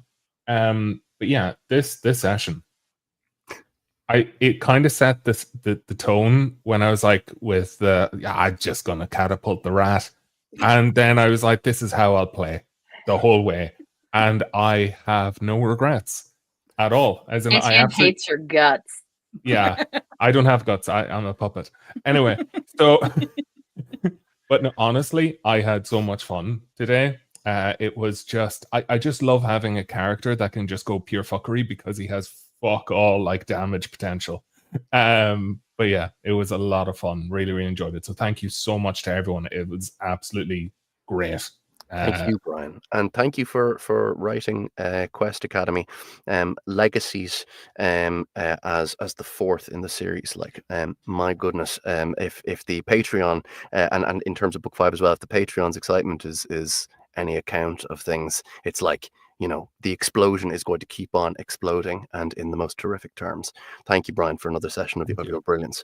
Then the fabulous, the best guest star, aside from all the others that are of course doing their best, but really we know the truth. It's all Andrea. It's got to be Andrea Parsneau Esquire. Hi. Yes, it is me. Thank you so much, you guys. This was so much fun. It is such a blast to get to play with you all. Like, it is just fun on the bun from beginning to end. I loved it, from catapulting squirrels to the incredible mobility and getting to the fucking like the what are those things called? The levers and shit, and Leonora's like the whole tackling. It's so much fun to play with you guys. It's just a blast. It's so cool. I love you guys so much. But yeah, I am always recording something. Right now we're working on Lux Voice over on Discord. Pretty soon coming up, it's Rachel's, the third in Rachel's series. In a couple months, it'll be KT's. It's come join me over on Discord. Discord.gg/Andrea Parsneau. I'm always working on something over there. It's awesome. Andrea, what a thing it is for us to have as a guest star, the voice that one could never tire listening to. That's your voice. Thank you. I'm Jack's wonderful book. Yeah. Thank you, Jack, for having us. If you go humble on this, we will actually come out with you with support.